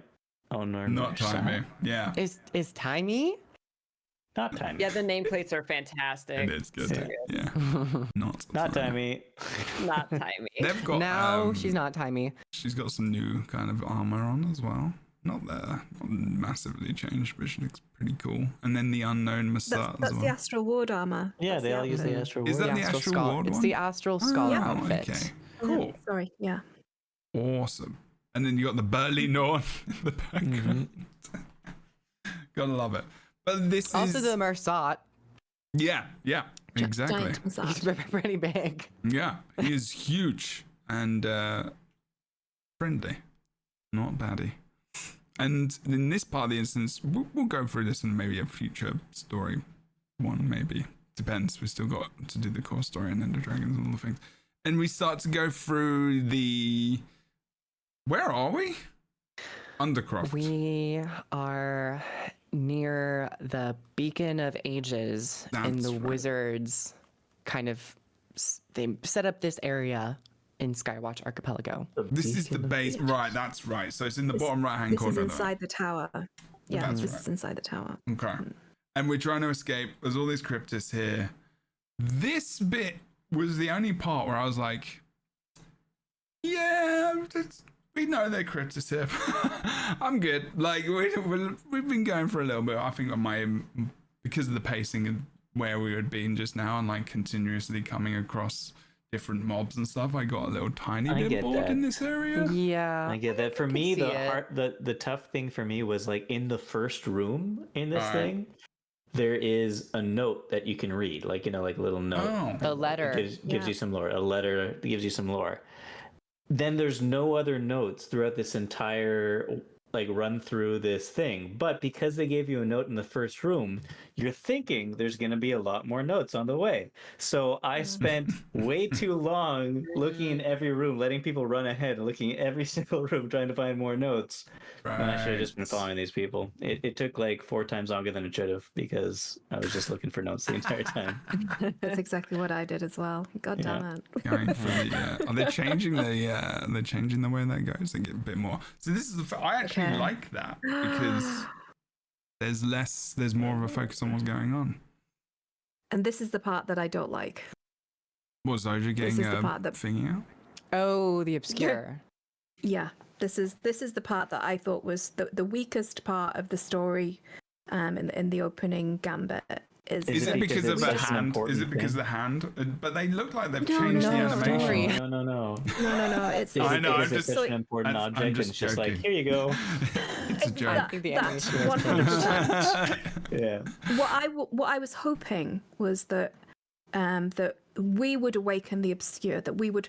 What I would love is for us to have found it where we were, and it revealed itself to us because it recognized us as a person who's been touched by great power, like by the ascension of Aurene, or by the ceremony that we went through with Tyriosa. So we're partially ascended, or we've been close to that power, and then we drag it out of the place that I'm not going to name, and we bring it with us, and then we have it. So there's a real story plot tying us to this thing, rather than we've just arrived through a portal. She has no idea whether we're going to continue, whether we're going to go. There's no sort of interaction as to our intentions right now. We could leave as soon as we get out of this place, right? And she just hands us this extraordinarily rare artifact, and it makes no sense. Is it singular? I don't Yes. believe it is. Isn't it? I get the impression all the Rift Hunters use I it? think they all have a tool Everyone has of the one. Heart of the Obscure, which is why I originally shared the same kind of same, like, yeah.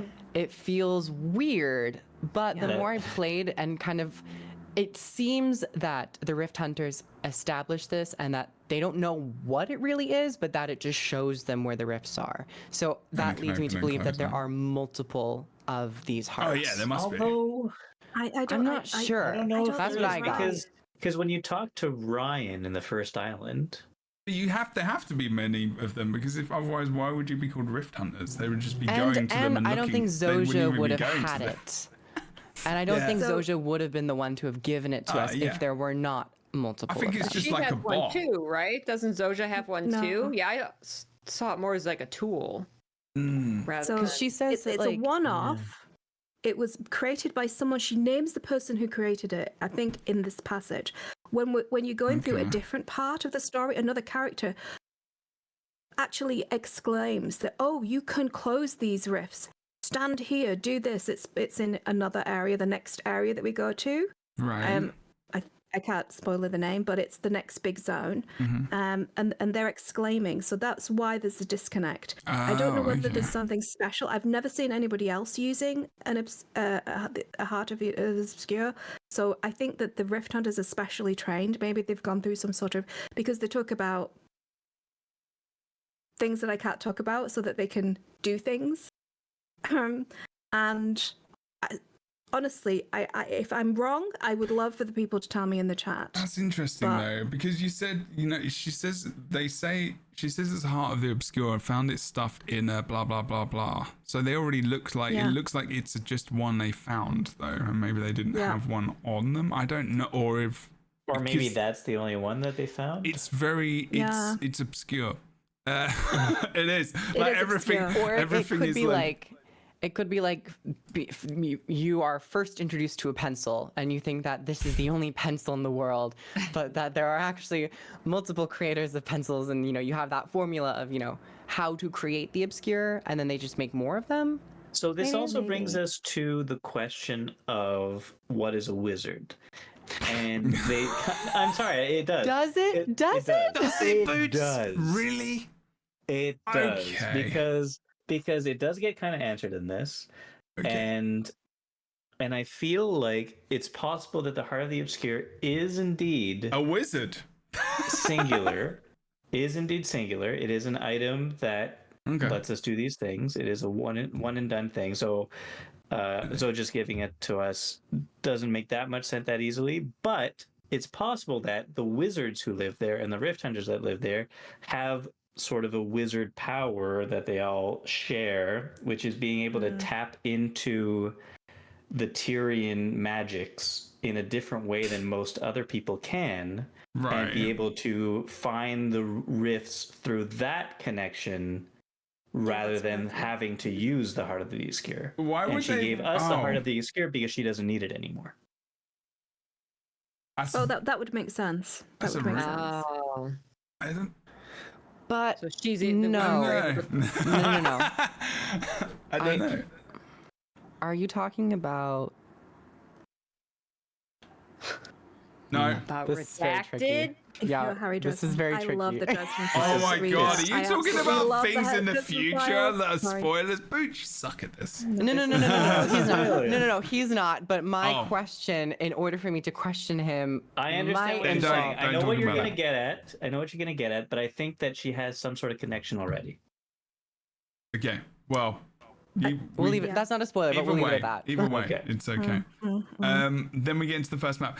Should I tell you what? Actually, I don't know what happened to me here in this bit. When you go up, Peachy, when you were playing this, or where everyone was playing this, did it feel a little bit it felt a little bit like the intro, like the End of Dragons? We're in Camphor and we come up to the tower, we see Camphor and this Guild Wars 2 expansion, the text and everything else felt like really special and really like, I don't know, dramatic, I suppose is the word. In this, I wasn't like that. I wasn't as excited. It might have just been because it was Camphor, I think. No, this one wasn't as good. Okay, This good. title No, that's fine. That's good. Yeah, I mean, agreed. good. Okay, good. This one did not have the same impact. I don't even want to use the word impact. Gravitas. I don't think that this title served the same purpose as the End of Dragons title, if that makes sense. Right. In terms of what this expansion is like tonally doing. End of Dragons, while it was about world-ending events, it was tonally lighter. It felt like there was not much of a pressure. This, when I saw the screen, of course it was like we already had it last expansion, so I kind of expected it with this one, so it didn't hit me as hard. But I actually appreciated it more in this scenario because it was like in the middle of a burning Garenhof, that it was like, oh, we do have some stakes here, and this is kind of all screwed up. So we're not necessarily going to be frolicking in sakura blossom fields and these beautiful jade constructs. This is going to be a bit more grimy. I don't know. Okay, well, number one, you can see as we're watching through this right now, they stop before doing the reveal of the Siege of the Obscure title screen, right? It first zooms in and then stops and then says presenting whatever. Yeah. That is already less cinematically appealing. True. Than what we had in the prior one, which was it was constantly moving while doing the title reveal, which is, it's nice. The other thing is, I think because, again, we had a good response to them doing that in End of Dragons, they thought, hey, maybe this is what we do now. And they did it here because it is an interesting thing to do. I love it. But yeah, it's a little bit less impactful, I'd say, for me. It's good. Just cinematically, the way they did it. And yeah, go ahead. I love the title drop. I love the ArenaNet Presents. Please keep doing it. It's amazing. My problem with this one was, and maybe it was just my game, the NPCs, Zoja and Frode, were talking the entire time behind it. Yeah. And so I'm trying to listen to what they're saying, and I can't concentrate, so I'm trying to appreciate the title screen. Same. Whereas in End of Dragons, he goes, welcome. Yeah, exactly. It's just music, it's just scenery, and you're like, oh my God, we're in Canada. And you have that going into Jurassic Park.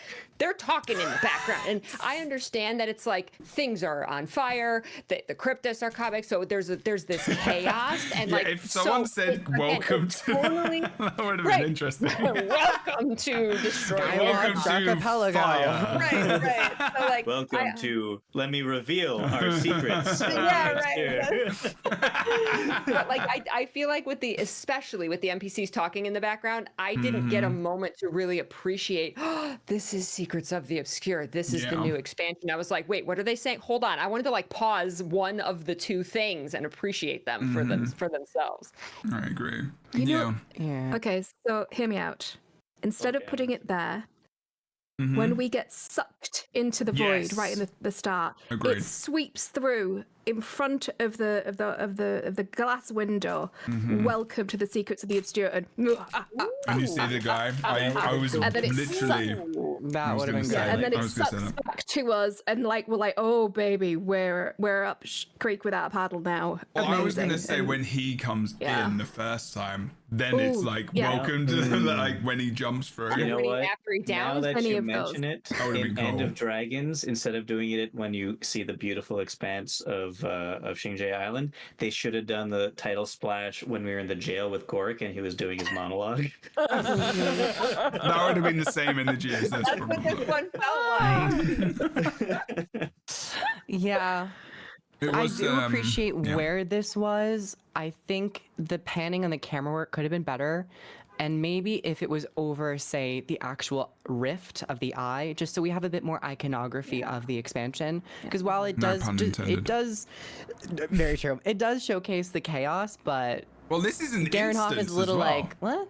This is a story Yeah. instance. I don't think we So actually they are could in have a just story had a instance. rift. Yeah. It is a story, and so they could have just like placed a rift right where Garenhoff is, and kind of covered up in one of the bigger rifts that you get sucked into, and then had the splash screen, over that, or the title screen. You know what we need? I do. But they could have ironed it out a little bit better, maybe. But I liked it. I think What this do we was need, the darling? first audio issue that I heard, because there were actually consistent audio issues throughout my playthrough. Like as I started to play, the voice of the inner voice in you was very echoey and very low, and for some reason even didn't work with my settings or something. I had something set up wrong. There was an event that I heard that was going from the other side of the map that I kept hearing. It was like, you can get on your sky scale and jump to the other side. I was like, Brielle, they need to fix Brielle. I will kill you. I have heard her, all the way across the map. It's a very similar bug to the Largos of End of Dragons when they would call out the Leviathan, and you'd be across the map, and you'd be like, you'd be like, who the hell is talking? I don't like you. Go away. It makes me dislike the NPC. Obviously, these things get fixed, but there was some other. There was some fun kind of audio and meta bugs that were occurring. It's launch day. That was very minimal as well. There is Yeah. a fatal flaw in this map, and it is that the first adventure is right at the start, like right there. Wow, Boots. And We're not even out of the instance yet. Like, So you know, what happened was, I Stay had on, my stay on, sky come on. scale. Boots, I had my- You got to stick What? on. You got to stick on course. We'll get there. We're getting there. Okay. We're We're getting almost there. out of this Talk about instance, audio Boots. I issue. promise you. All right. I I fine. promise you. Okay. I did talk about. I did go into the map. It's though, okay, right? Boots. We can go get ice cream after this to make you feel better. I thought since we were talking about a bug about a girl talking across the We map, were. that I'm could talk sorry. about I'm other sorry. stuff. I'm going to pull this out. I'm going to Okay. pull this through. Just for you, All right. so we can talk about this. Specifically against you. Yeah. Wait, what? No, that's not what I meant. Oh, wait. No, the reason why Riley's is because I got fixed. Auto parts. I got fairly fixed. I want to know your From your reaction sky to this scale. or a scale or a scale. The sky scale was the screen. Or a peachy. Or a sky scale. I'm changing my name. Or a scale. I love that name. I want to see your reaction to this. Okay, this will determine our future friendship. We are currently friends. Damn. We are You're currently friends. retroactively judging this. Oh no, I'm going to Okay. judge every single streamer's What did I reaction to do? this. No, because there is an important person about to come up. Very important person that's about to come up. If you press the... Did you get Can an you NPC scroll in the game? forward shorter durations by hitting your keys? Yes, you can. Click on the video and Yeah, click on the the right arrow. right arrow. Oh. Wait, where is it? This, on your this is keyboard. basic video controls, On your guys. keyboard. I know. Oh, on your legitimately? keyboard. Press, Land you know, on the floating the, platform. Oh, it's not arrows. working for me. The right... The right arrow key on your keyboard. Yeah, it's not It working. goes forward. It doesn't work on 5 Twitch? seconds. Click on the video. Click on the video itself. Click on the video. Like make Oh my sure god! you're on. I never knew that! Holy crap! Jebro. Yeah. Jebro. Thank you so You're much. welcome. Did you know that this works for every video player in the internet? Probably not, actually. I'm not gonna lie to you. We I'm have not been gonna lie to you. unnecessarily struggling over the years of doing this podcast of watching things Well, I and you knew trying that to find the I knew that exact frame. spacebar paused it. No. I knew that spacebar paused. Right. Like, So there should be more hotkeys, right? Yeah, there should be. Yeah. Hey. You know hey. what? This is a teaching tool. Hey. This is a teaching moment, and we must appreciate this. When a professional change the Switch name of the streamer doesn't bot need to to know a how to use tutorial. video Yeah. players. I actually did know that you could use that on VLC because I use VLC all the time. I did not know about the Twitch player. And YouTube. On YouTube, you I'm can go banning frame everyone. by frame with comma and period, or left I bracket, did right not bracket. know that. I did not know Okay, that. now you know. And if you're I on do. mobile, you can hold down the That's important when screen you to wanna play do a screenshots. video in twice the speed. I didn't know that. Okay, I'm sure there's many technical things I know that The none more of you you know. It's gonna You know take that if us you press so much time. Excellent. Anyways, Anyways, Okay, so why is our friendship over, Jebro? because Sure. well, not yet. We don't know because you Okay. haven't had It's your in reaction flux. yet. Why is our it's friendship in flux? because there is a dwarf. Uh-huh. Come on, Pitchy. Still adjusting to the split. Peachy, where is the reaction to the dwarf? You are like a reaction queen. What is I have happening? an excuse. I have an excuse. You didn't see them? For, They were too small. You couldn't see them. He's very as you short. remember, I played it. I went in the maps 2 weeks early, and while I didn't see Lear, I did not know about Lear. I had been to the one island with the live dwarfs. Okay. And I Do was you right, have a and- clip of you reacting to that? I could probably find it for you. Yes. I need to know what your Still reaction was. adjusting Okay. to the This split. is important. I just like your What if he response was of stoned there's a and he, like, dwarf. made himself Okay. fleshy? You're like, uh-huh, I mean, and come on, man. I mean, I'm gonna show you mine. I'm gonna show you. I mean, Okay. honestly, Okay. I was just more so excited that we had a dwarf that was not stone. Absolutely. Because like we've seen That's dwarves, the we've thing, yeah. seen dwarves. It's not like We've- That's true. They're old groundbreaking, hat. but That's very they true. got flesh on them now. That's true. Everything in we this see his expansion is reaction- fleshy. Before we see Jebro's reaction, can we guess what his reaction is? You break down crying. You clutch your neck. Your veins are bulging from your skull. You are nearly on the brink of passing out. My guess is not quite as dramatic, but he'll go, "There's a dwarf," in a British accent, I mean, and then pay attention. Also read. and then Here, he'll it's coming. go You get to like hear. this, and then he'll Wait, so they just take give a you- little bit of vape, and then he'll put it I back don't on. vape anymore. I quit vaping like 2 years But ago, for man. that, you start it up again. You get a draw. You go. Actually, Boots is making me want to again. That's Yeah, right. you're a bad influence. You're a bad influence. Yeah, that's true. Yeah. Okay. No matter your reaction, I will still be your friend. Okay. I think Peachy is on Good. the high Oh, that's horse true. today. Okay, you are a better person than me. I'm just gonna say that. We'll see. You are. I'll You send are. you my reaction Okay, to all the right, fair. Belgian Roots Fair, Light. fair. Well, here comes mine. If you wanted to. Did we kill him? Took you long enough. I should turn on the audio. Oh, still Yeah. adjusting to the split. Wait, what? Fight with me. Is that dwarf? There's a fucking dwarf. Friend, Dude. earned some unwanted There's a attention. fucking dwarf. Not that I had any say in that. Is that dwarf? Invincible.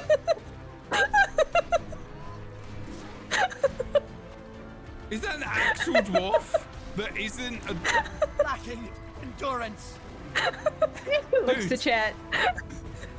It's pretty good. I'm not gonna lie. It's It pretty is a good. fucking dwarf.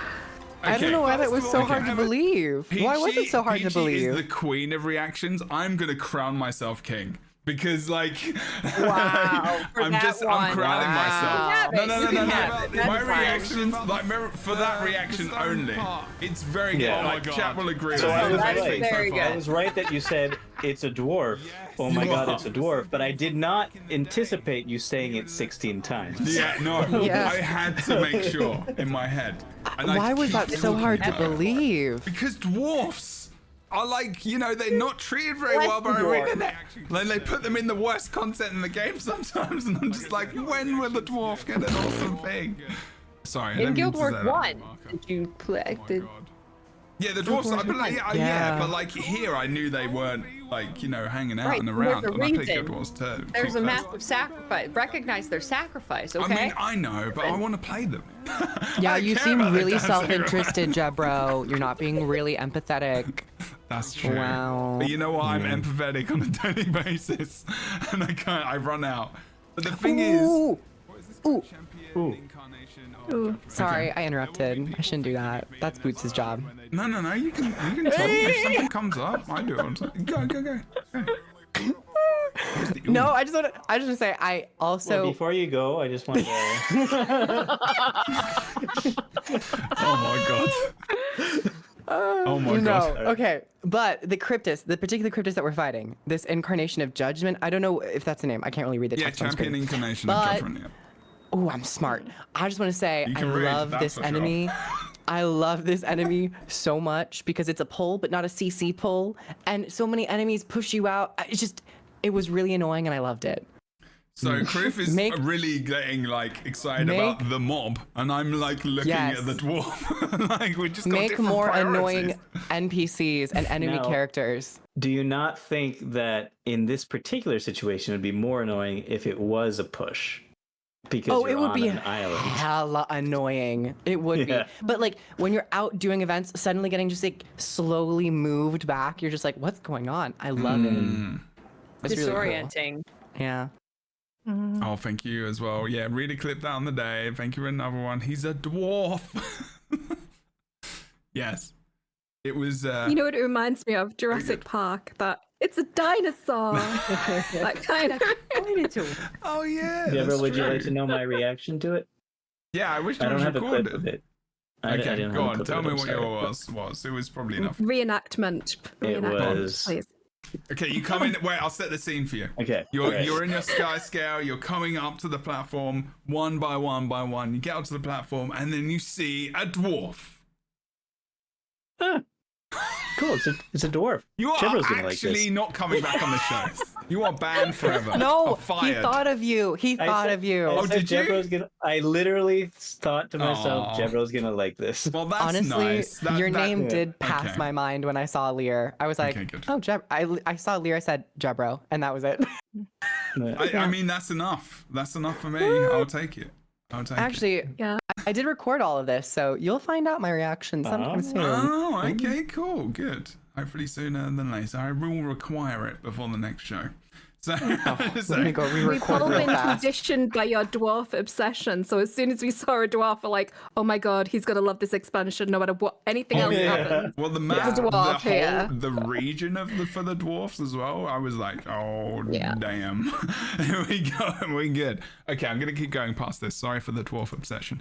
That sounded very different. No kink shame on the podcast. No, but no look how kink many shame. screenshots I took of him.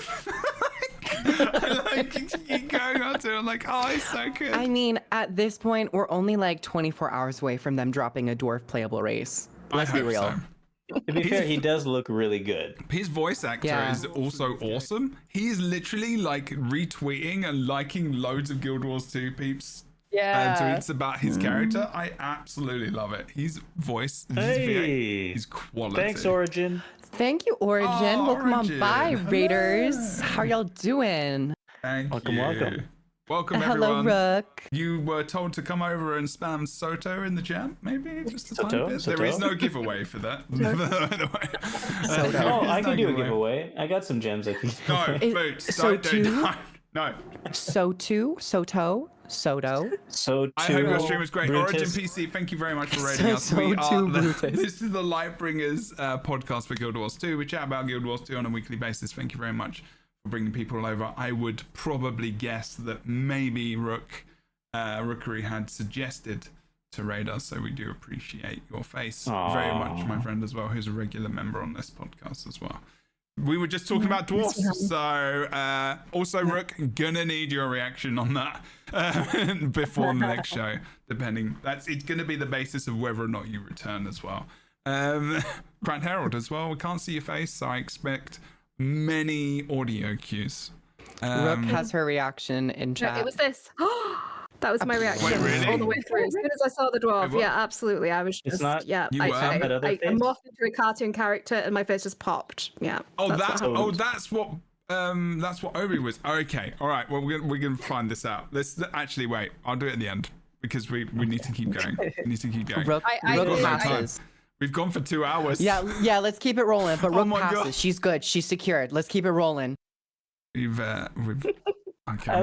I would just like to point out that you stopped me from talking I know. to talk about this very, very important thing. Should I tell you for what? 4 Should I tell you hours. what though? This is my damn show. Yeah, fair enough. It's Yeah, I our can't show. really argue It's with our that. show. It's our show. It's just on So, my channel. I've just got controls.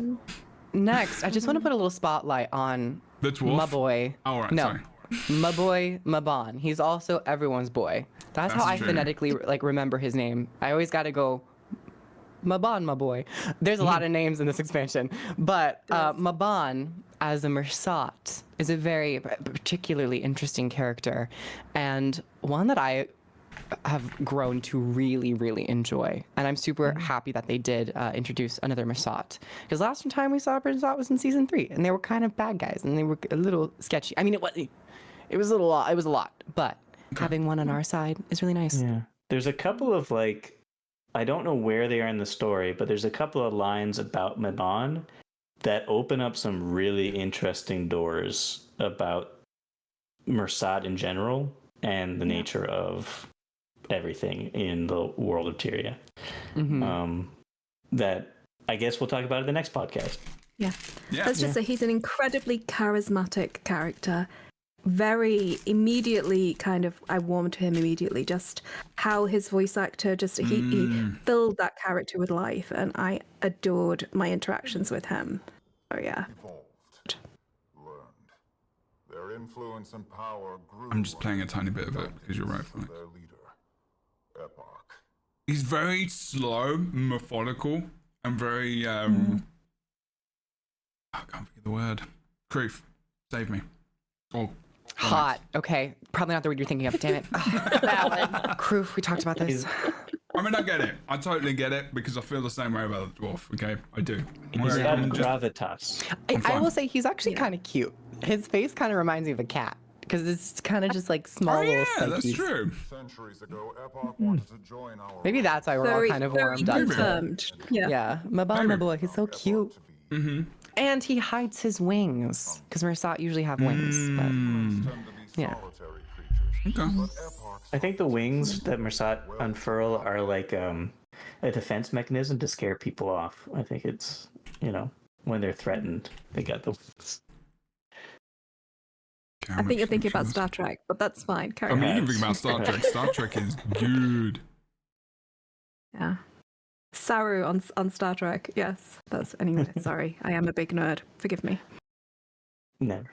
And then I guess also in this instance, we get to know a little bit more about Zoja. This is when we first, after we do all of our fighting of the Kriptis, we get to commune with our new allies and also our old ally from years past, Zoja. And we don't get all of Zoja's backstory in this instance, of course, but we do start to get a little bit of that, covering some lost time, covering some ground that we need to cover. And I just gotta say, Felicia Day, once again, knocked it out of the park. It's just nice to hear Zoja's voice back in the game and that character of Zoja. And I wanted to spend as much time with Zoja as I could. It hasn't changed that much. Not too much. There's been subtle changes I've heard in her voice. A little bit deeper, a little bit more like aged and matured. From a character's perspective, but you still have that classic Zoja tonality. Yeah, I mean, it also could be just her own voice maturing because it's 10 years ago, right? Yeah. 10 years I thought ago. it was like a little softer, even like a little less harsh, a little more measured. Yeah. I mean, she was quite abrasive as a character when we first interacted with her. I mean, she was like crippled with grief and shame and guilt about the death of her mentor. And then she went through this incredibly traumatic experience as a character, and then she just wanted to crawl inside herself. And I think everyone's turtled, and it's very understandable. But this is the point in the story where I got to my kind of second critique. I loved it. I loved the fact that we got to talk to the characters. I love the fact that all the voice lines that were there, so that you really felt what they were saying and they were talking about. My only critique is that I would have loved to get this information as I played. I felt like it was a bit of an exposition dump. Right. You're saying like that at the end of that episode where it's just like a bunch of characters lined up with a star above them. That was a lot. Yeah, it's not that I didn't want the information. Yeah, it was great. The story, the depth, they put a lot of thought into it. The character acting was fantastic. I would have just loved to receive those lines at a different point in the story where it felt more natural, where it felt like it was just the show not tell aspect of it. Like in between a conversation between two characters where I'm listening, or I feel a really cutscene heavy. even at the very end. I feel a heaviness when that comes up, when there's so many different people to talk to. I'm like, there's been this big thing that happens, and then all of a sudden it's like, oh my god, there's so many people to talk to, but I really want to go and do this thing right now because I fixated on this thing.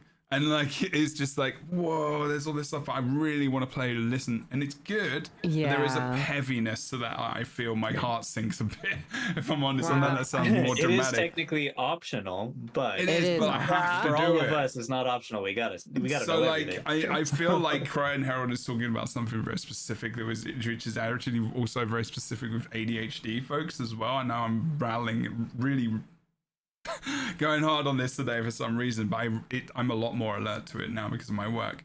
But it's a pressure to do something because you feel like you have to, but also at the same time you're fixated on continuing on. So it's a pacing thing.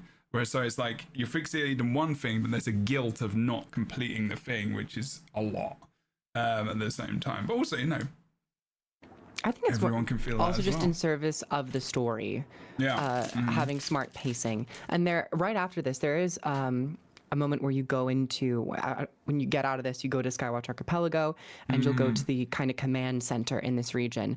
And you do have the option to speak with Zoja as optional dialogue. So maybe they could have just saved that at that moment, because there's no imminent threat. It's not like you just came out of fighting this Kriptis, and it allows you to kind of relax. So maybe that would have been a better place to put a couple of those lines. I like that idea.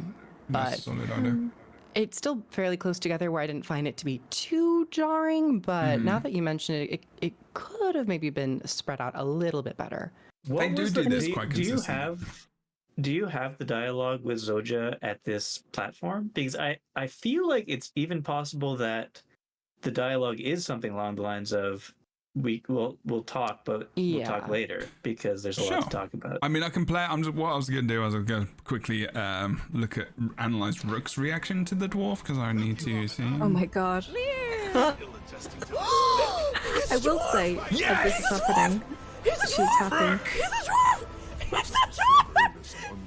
I will say that I'm nitpicking about the story stuff. I will say that I've thoroughly enjoyed my full playthrough of this story, so please forgive me. Okay. Broken up into tiny Take notes, everyone. Take notes. They reacted how they should have to the dwarf. That's a reaction. A good reaction. Oh my god! Wait. Is amazing. I feel like she was gonna cry at the moment because of the dwarf as well. What the hell? Oh my wow, god. There was a start of tears there. There Fantastic. was, right? Well, Aurora Peachy, the Queen of Tears reaction and like legend. I mean, I'm just saying. I mean, you are. Like, no. I didn't mean that as an insult. That was a compliment. I love your. I adore your reactions. I love your reactions. I've been sitting next to Aurora Peachy while she's having those damn reactions. It gives me energy. I have witnessed that in person. Not many people have, and I fucking love it. It's great. Thank you. But like, but you are the. I just love this game, okay? Yeah, no, I love it. It's great. Should I tell you why I appreciate you so much, Aurora Peachy, and why I appreciate everyone here is because you're all very genuine and authentic in what you do. And that is what we should all be aiming to do. And life is very hard to do that. We're not able to do that much. And this really just offers that place to do that. Sorry, I'm randomly getting emotional. But like, it is so important. Beautiful. Now that you're in a good mood, it really is important. I need to ask you, what am I the king of? Being a bellend. Oh wow! I knew it. I knew it was gonna happen. Thankfully, I'm American, so that doesn't really affect me in the way that it does the British folks. No, but, I love you, bitch. You're great. I miss your face sometimes. You can be my Lord Pedant. Adventures. That's You're the king of adventures. But Peachy did have a moment of great emotion at the beginning of this expansion, which I caught a little bit of. Oh, for sure. And it was beautiful. Great as well. Okay, so I was going to bring it back, and why I was thanking you for bringing up my tears. So far, there is my biggest tears in Soto so far is coincidentally that exposition dump that we were just talking about at the end of that instance, believe it or not. Wow. So I am quite the opposite. While totally valid, I understand seeing all those stars and kind of feeling pressured to listen to all of this when you want to go do other stuff. 100% valid. 100% valid. Totally get it. I'm completely opposite. At the end of an instance, when I see all those story stars, I go, yes, because I know that there's so much I'm about to learn. There's so many characters I can talk to. And I know that I'm going to be able to do it at my own pace. I know that I can sit here, I can digest the instance, I can talk about it, I can emotional. And then when I'm ready, I can talk to whoever I want first. I can go through each story thing. I can sit on each story thing after it's done and talk about it and analyze it and do whatever I want to do with it, or just go on to the next one. And so I get to do it at my own pace. And it was actually something that Maban says. He was talking about, we've always been watching you. You've gone through Nightfall.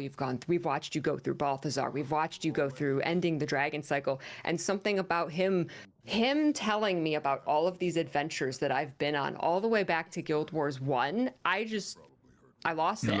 I head in hands crying at him telling me that. So there's something to be said about these exposition. Because you've been playing the game for so long, and you've got all the experiences you've had. So you felt seen.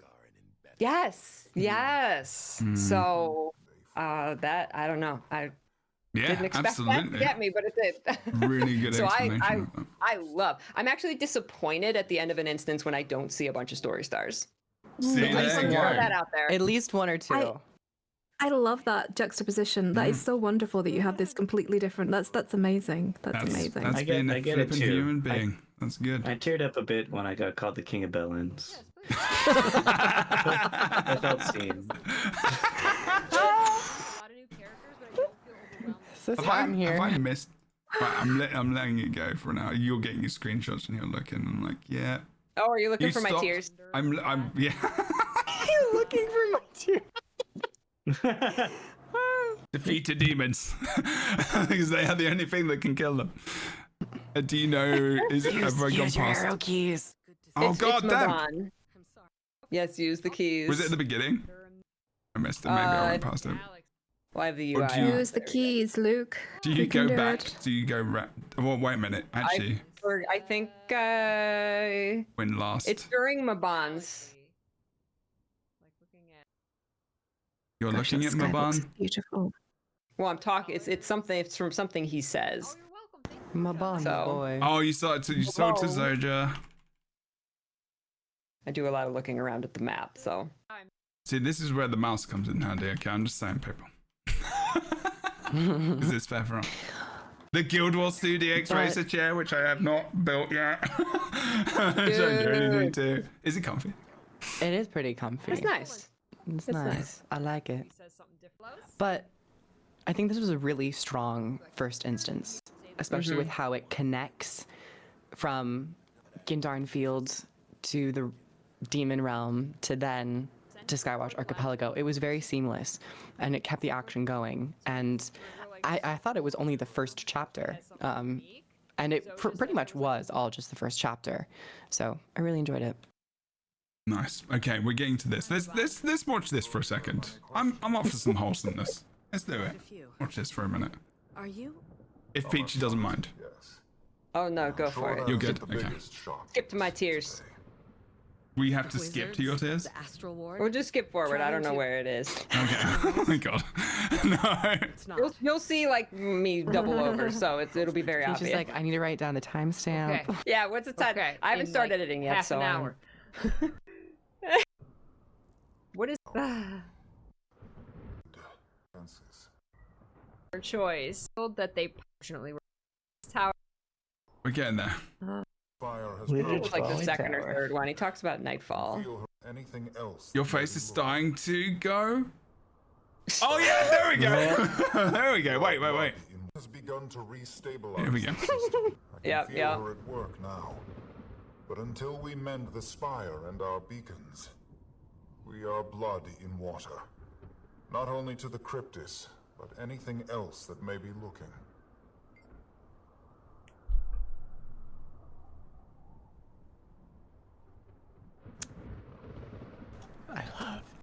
It's good.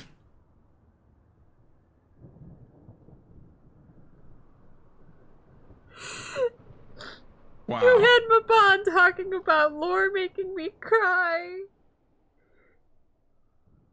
I'm getting feels now as well. Stop it. I don't know why him mentioning Nightfall. It was a shock to got have it hit me like that. Mm.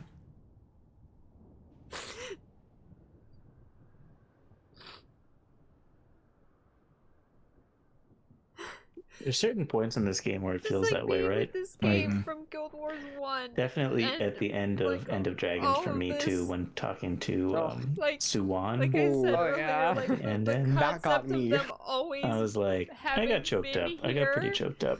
And like this being It's just like, because it's this kind of like being a huge revealed. part of your life for 10, 11 years. That's what she's saying.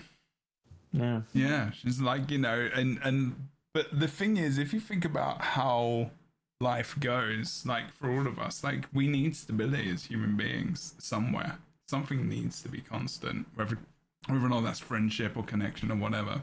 And this game, for so many people, if you think about it, like especially if you play Guild Wars 1, has been a consistent support through what has been a ridiculous time in our lives. If you think about it, like with everything that's gone on, COVID, like, all of the political stuff, just the world war, all the stuff. And then you go and you escape playing this experience, but you also have those experiences within the game as well, and you get emotionally connected to it, and you meet people, and you have podcasts with people, and you have, you get to go to live events and do wicked things with your friends. It's like, it really is so important, which is why we all do what we do, right? Even when we still do it. And you know why I continue to do it, even though like I'm working full time now. It's like, you know, this is still something I will keep doing for as long as the game's around. Really, touch wood, till the day, till I pop my clogs. Maybe you never know, but absolutely amazing. Like, you know, you really you tug on the heartstrings every time. Like you watch your face. It's just and the Dragon Cycle, like all of this stuff. It's very genuine. Been through. I'm glad that some. I'm just. Oh, thanks. No, seriously, thank you. Like I just like I have all these feelings, and I'm glad that it means something to someone else as well. As someone, if even one person relates, because I've had people tell me like I've been told, you know, I'm silly for crying at games, or, you know, I shouldn't have these emotions. And if just one person sees that it's okay, then it's worth it. Oh, but this teaches people that it's the thing is, I think a lot of people don't realize is when you have authentic reactions like this, is it teaches people that it's okay to be happy and sad to other people. And that is true. The way we connect as human beings to each other is vulnerability. That is how we connect. That is the main prime way we connect to anyone. Vulnerability. There is no other way that you do it. And there's no other finer way that you can do it. And that's why people connect to what you do. So we'll give you, you know, we'll spotlight on Peachy right now. All of you in very different ways. And that's, you know, you're genuinely, it's like, you know, like Krif and Boots, when you start doing your stuff, when you're both talking about your builds, you're fucking into it and you love it and you enjoy it and you pull people into that content. That's passion. You know? It's passion. It's different. It's fire. It's the genuine authenticness that you have. You know, it's same with Krat and Herald when you talk about lore and your voice goes low and the research you do and the passion you have for that is, and just like even the fashion stuff, like it pours into that. Like you're just like, bloody hell, man! Like flip, just turn into. Anytime Jebro sees a dwarf, I mean, we have such palpable emotions. We all have our own niches and our specialties, and it's great. I just don't want to see the day when Jebro finds a dwarf engineer, because I feel like that would be the world will explode. I will pass from this world onto the next. You will transcend. You will go on to another planar of existence. I did look up my dwarf reaction for you, and it was a dwarf. That's a dwarf. That's a dwarf. He's fleshy or something like that. It was like that's a dwarf. Oh, no, he's flashy. it wasn't that. Was it good? Would you say it was a good reaction to the? It was an okay reaction. I was stressed when I was making the video. I was gonna say, you've got a lot to do. It's okay. It was still. There was shock. It was more disbelief that I was seeing what I was seeing. Yeah, that's kind of what I had. I think it was a mixture of disbelief. And I didn't get the Lear reveal. I didn't get the just seeing Lear and seeing him talking in the instant. I just saw the dwarves standing there. Oh yeah, right. Okay, because that was back from that. That was my first reveal. Was them a bunch of them standing there. I was like, wait, they're not stone. Yeah, exactly. Right. Like you can see their skin color and you can see their armor as well. That's the important thing. And female dwarves. Yes, they were female dwarves, and their skins were so good. Like their models were wicked as well. Like they were so good. Did they have beards? I didn't get to see them. No. Oh, they should. No. Whenever they make it a playable race. Mini raptors. You should. Oh my god! I died. In the world. I literally died when I saw in that story step. That is like chapter 2, 3. We did say 2 or 3 is But like, oh no, wait, is that during is that during the meta? That's on the map. That's during the meta, right? Yeah. And it looks like, I think Rita said it, like the dwarves are riding pocket raptors. I was like, no, I'm so torn right now. Dwarves, pocket raptors. What do I do with this? Yeah, the female Jotun as well in the story. That was very cool. There is so many good, unique characters in this. I'm really excited to play the story. I've been waiting and I'm just like, oh god, I can't wait till tomorrow. You should come and join us at some point because I'm going to play this the whole time. Hopefully, maybe. We'll see. I've got to play Baldur's Gate 3.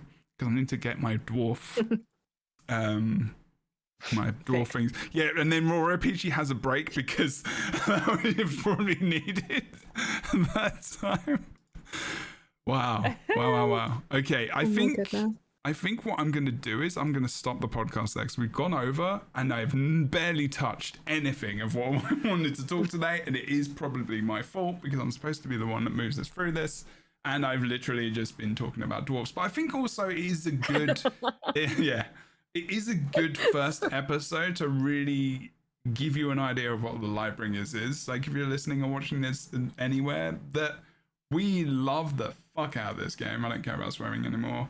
And we all have such a big passion for it, and like that comes into these every single episode we do. There is never an episode I don't enjoy talking about this game. I actually think I enjoy talking about this game almost as much as I enjoy playing it, if not more sometimes. And when we've got something like this to do, like just getting those new experiences, going into the map, experiencing different parts of the story. We've had so much good to say, and there is so much more good to say about everything else that's coming up. We're going to be talking about this for a while. I'm excited.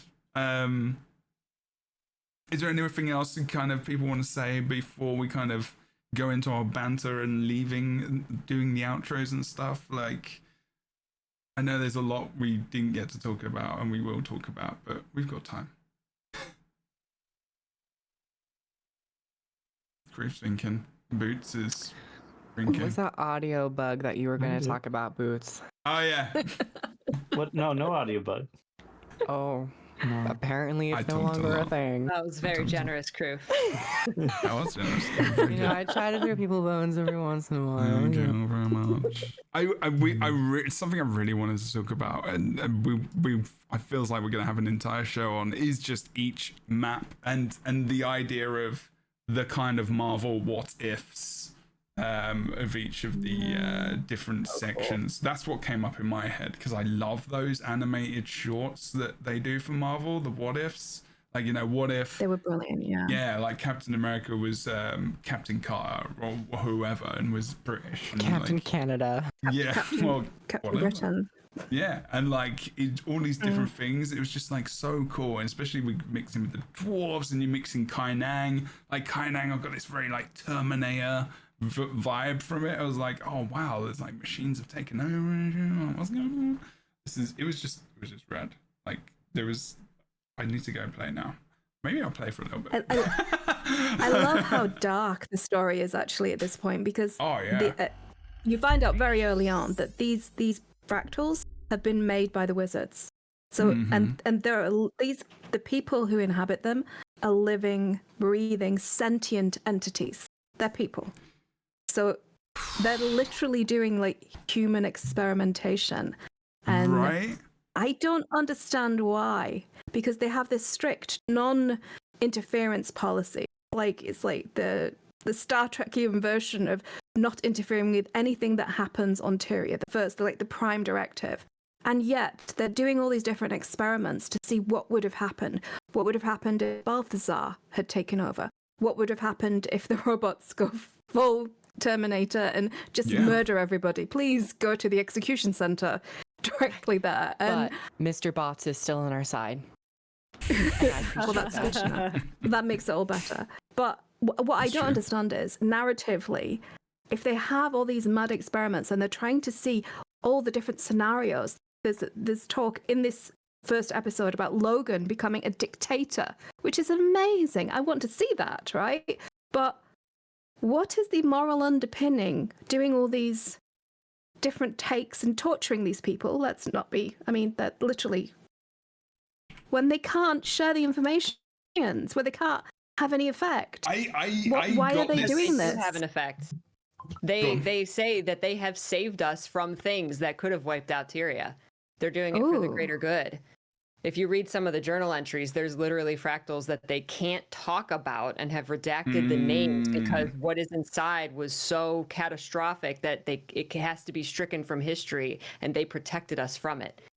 So they are interceding. They are actually interceding They're in history. stopping things before, like the Kriptis, they're stopping things before they get to Tyria, things that would destroy Tyria. And they've done this before. But they're probably like the last, like the end result. So they're not like interfering with things that wouldn't blow up Tyria. So it's like these fractals, while devastating, might not have been the end of everything. Yeah, I know. I didn't catch that. I didn't catch that they were actually interceding. I thought that they were just running these experiments to see what the possible futures and for their own curiosity. Well, because they said they didn't interfere in the natural course of history, which was kind of threw me for a loop. I couldn't kind of marry those two in my head. Let me know, chat. Am I wrong to do? Oh no, it's definitely still like, oh god, they're doing like it's still very dark and very ethically gray. Absolutely. Yeah. I'm a big fan of Lovecraftian horror. Not the gentleman himself, who was a complete asshat, but the whole genre that he birthed is extraordinary, and the darkness and the strangeness in the other world. I've got like a whole video on history and the history of the genre, and I am so happy that we're moving into. We were promised this in that Icebrood Saga trailer. We were promised this dark Lovecraftian tale, and now we're finally getting to live it. And I think they're knocking it out of the park with the environmental stuff, with the characters, with the voice, with it's just, I'm so in love with this expansion. It's amazing. I'm playing, like literally playing this game. It actually might be because of the Vault, which is a big feature we didn't talk about, and I'm really gutted we didn't get to speak about that because it's so huge. But I am playing the game daily since it came out, and I know that it only came out on Tuesday, but for me that's actually a lot because I don't play many games daily anymore because I want to experience more games. And I haven't done that with Guild Wars 2 for a long time, and now I'm just like, I've changed my daily so it's easier. I had some dodgy World v World dailies on the Vault, but like, you know, it's making me want to log in a lot, and I'm getting that feeling back where, like, you know, for Guild Wars 2 I'm like, I have to play this now. I really miss that feeling. It's the feeling I've got with Baldur's Gate 3 at the moment, as well as some other stuff which is coming out like Starfield, and if it's on the same level as that makes me happy, man. Like it's good. It gives me all the feels. Honestly, spoiler free, the story just keeps getting better and better. I think the further you go. Yeah. We can't talk about the specifics, obviously, but it's like, it's not lore bombs necessarily, but it's like doors being opened over and over again. Yeah. And it's really nice. Good. Yeah. All right, we're gonna close it to an end there because we've gone way over. I'm sorry, everyone. Thank you for your time. I appreciate you all.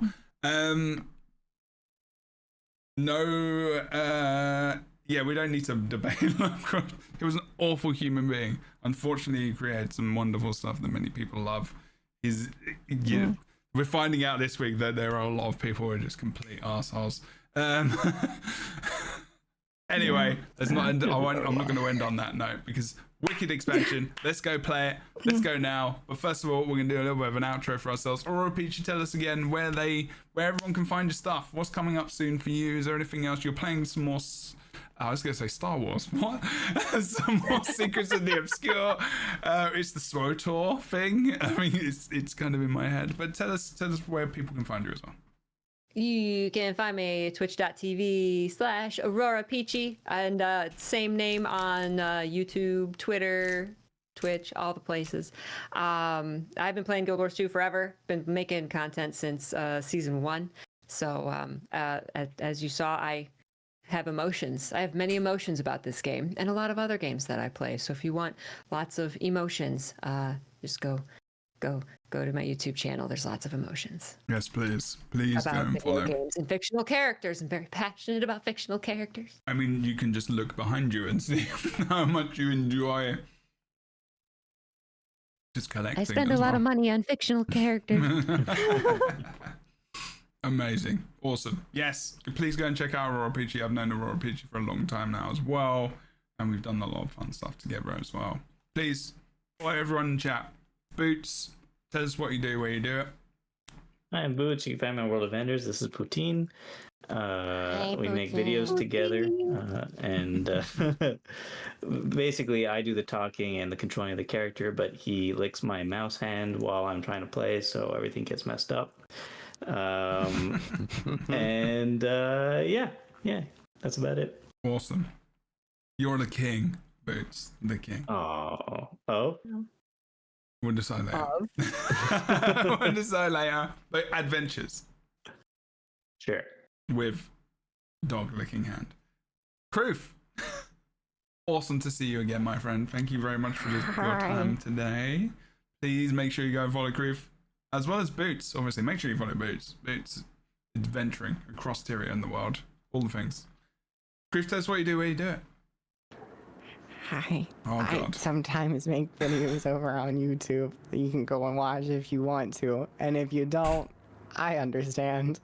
But I also stream here on Twitch every couple times. And I also tweet over on Twitter. Thank you all for having me today. It's been lovely. Cool. Please go follow Kroof. Yeah. There's nothing really else I can say. Fornex is a legend as well. Coming back is one of our more newer permanent members. If you've just started watching the Lightbringers, but is here pretty much every week and is hopefully not scared off yet. Like, that would be good if that wasn't a thing. But that's what you do. What do you do? All the things. Hey, I'm Fornex, the Crichton Herald. I make Guild Wars 2 content over on YouTube mostly. I do lore videos, I do guides, I do speculation videos that are completely and almost utterly wrong for this one, so hey. And occasionally I do stream over here on Twitch, and I do some Twittering as well. That's what I do. Thank you so much for having me this week. It's been great talking to you guys. It's amazing. Yeah. I'm just so stoked for this expansion. Yay. I know, right? I think we're inspired to play it. We're excited to talk more about it as well. Make sure to check out all these wonderful people. Also, make sure you check out my channel, myself, on the weekends, Saturday and Sunday mostly, as well as the podcast on a Friday, 1 p.m. Pacific, with whoever's around. And, maybe we'll bug or Peachy a little bit more and see what they're up to on a Friday. I just randomly put that in there. But please make sure you check out the description as well. Everyone can be found there. Their links. Also, buying the expansion, if you haven't purchased it yet, make sure you purchase through that link or your friends or whatever, because it will support each of the people that you click that link and buy the expansion through. We'll see you next time. Thanks so much for watching. And enjoy your journey, because it's a wild one, according to all these people, because they keep telling me the story is just so damn good. We'll see you next time. Thanks so much. And first episode of season 3. Bye-bye, people. See you soon.